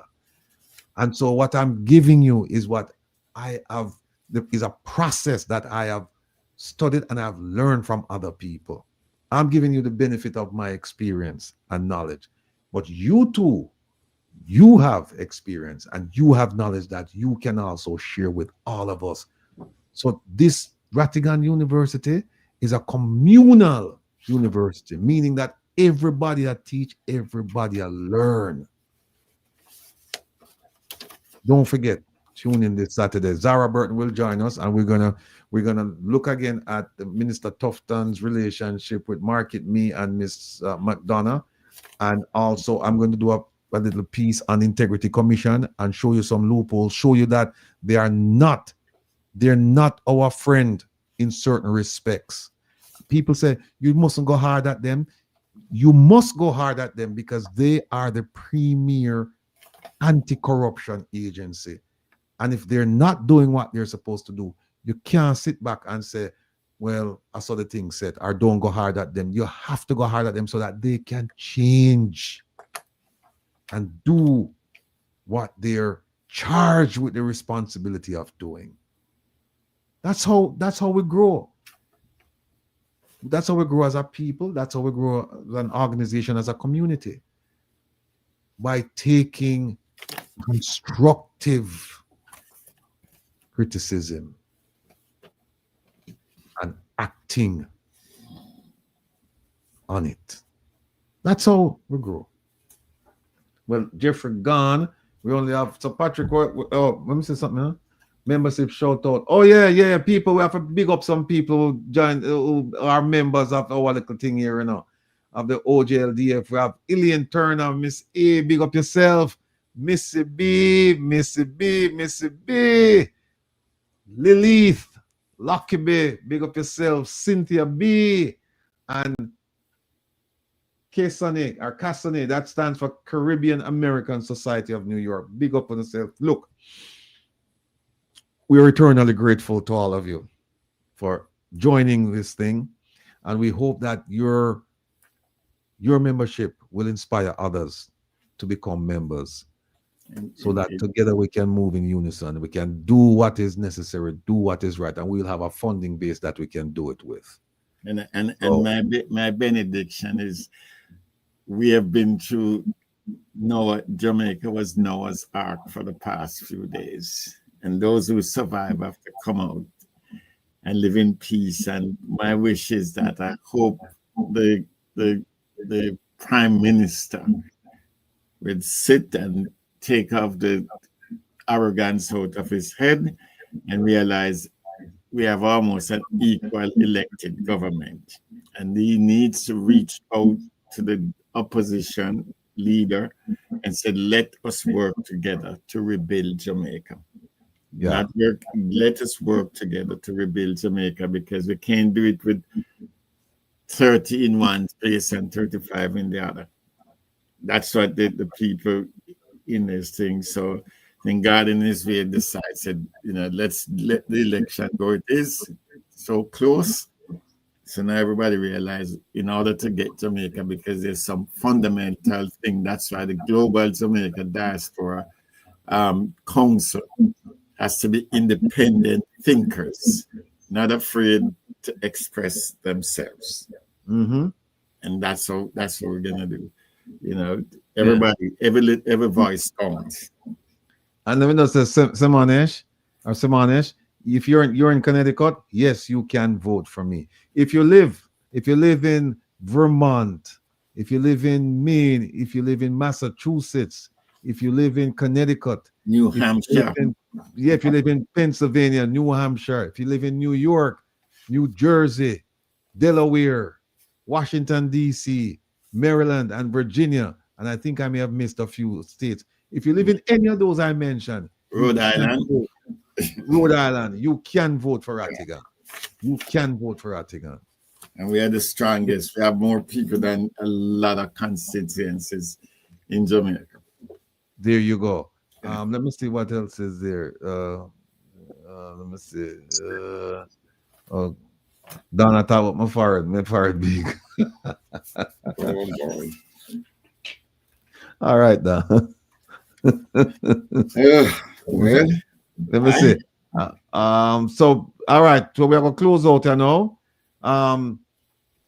Patrick, any parting words for the group? You're considering that we have touched on a number of subjects. Well, actually, but we've gone in depth on some of them. No, it's just I'm curious about Saturday to listen to Zara and her take. Zara? Yeah. Oh yeah. And the Benz lady. Yes.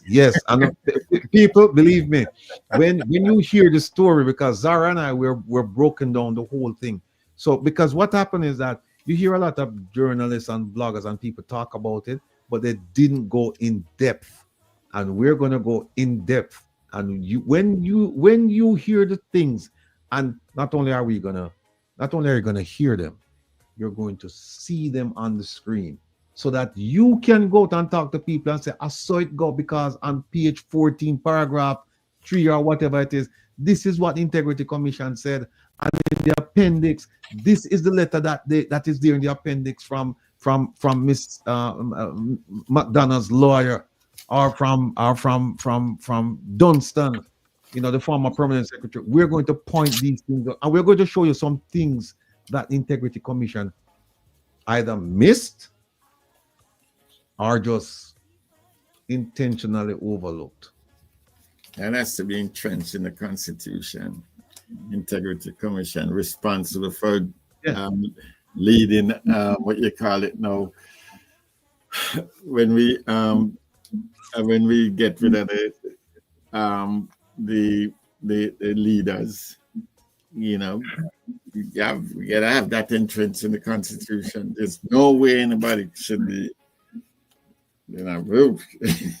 impeachment is gotta be in that one. It has to be in it. Term limits. Term limits, impeachment in every category of government. Natasha's and recall too. Recall has to be there. Now, Natasha? Yes, there is a rep out in California. Her name is Shauna. Yeah, but she's not going to go back. She's not running. Yeah, because she served 2 terms, and you can only serve 2 terms. You cannot. You serve 2 terms, and then you have to take a break. I think 1 term before you can come back. So she cannot run this time around. So if you know somebody out there who would like to run and like to get the support of this program, Jeffrey Tavares' program, anything that Patrick is doing, please let us know. Put us in touch with them, and we'll definitely reach out and partner with them. Elaine says Canadian cannot vote. Canadians cannot vote. They have their own rep. Yeah, the Canadian. If you live in Canada, you have your own rep up in Canada. I think they have 2. They have 2. I think you have 2. Yeah. The UK have 2. The UK have 2. Canada have 2, and the US have 3. So yes, if you live up in Canada, you get a chance to vote. Please, people, see thing again. Wait there. Here it is. This is the flyer, right?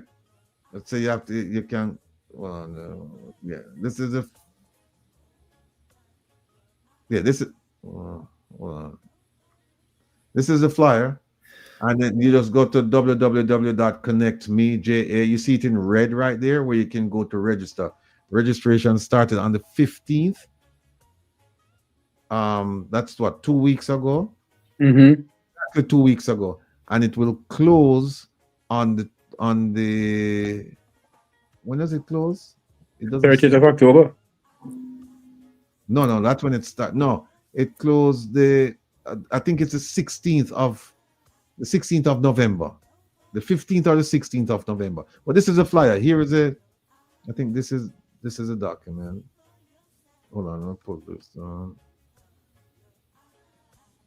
There's a document. I can't make it any bigger, but Saturday we will, we'll have everything up and running for you. There it is to nominate Rattigan. This is where you do, or nominate Jeffrey Tavares, and is this to nominate somebody? Yeah, this is the one you use. You can do this to register. Here it is. That's the home page. When you open up, this is what you see. So you can register to vote. That's this one right here. And then nominate. This one, your check vote, that's after the voting. Then you can go there and check to make sure everything is okay, or everything went well with your voting status. But here is to vote. That's what you do. It's very easy. You only ask for an ID, so you can give them just a passport, or you can give them a driver's license, and then that's that. And then you're done. And then they'll send you, I think it's a token they'll send you. And then you use that to vote in November, late November, early December. You use it to vote. So that's where we are. Who's going to count the vote? There is I think it's done by I think it's a university. I think it's either Penn State or the University of Pennsylvania. It's one of those universities in the Northeast that they have a system set up where they're the ones who actually take care of the votes. I know. I can see where you're going, though, Simonesh. I can see where you're going. I'm following you. I'm tracking with you. But it's not counted by the so-called Jamaican government. It's counted by an independent person. So we shall see. Go ahead, Jeffrey. I gotta run, Mr. Rattigan, because my phone is overheating. Okay, all right. Well, look, I tell you what, people, it's been real, it's been fun, it's been informative, it's been educational. I want to thank Patrick for being here. I want to thank Jeffrey. I want to thank the CG for joining us. But tell you what, most of all, I want to thank all of you for being here, because without you, none of this would have been possible. So take care of yourself. All right. Respect. Take your family. Vote and vote. Jamaica, big up yourself. We're 100% behind you. Help is on its way. All right.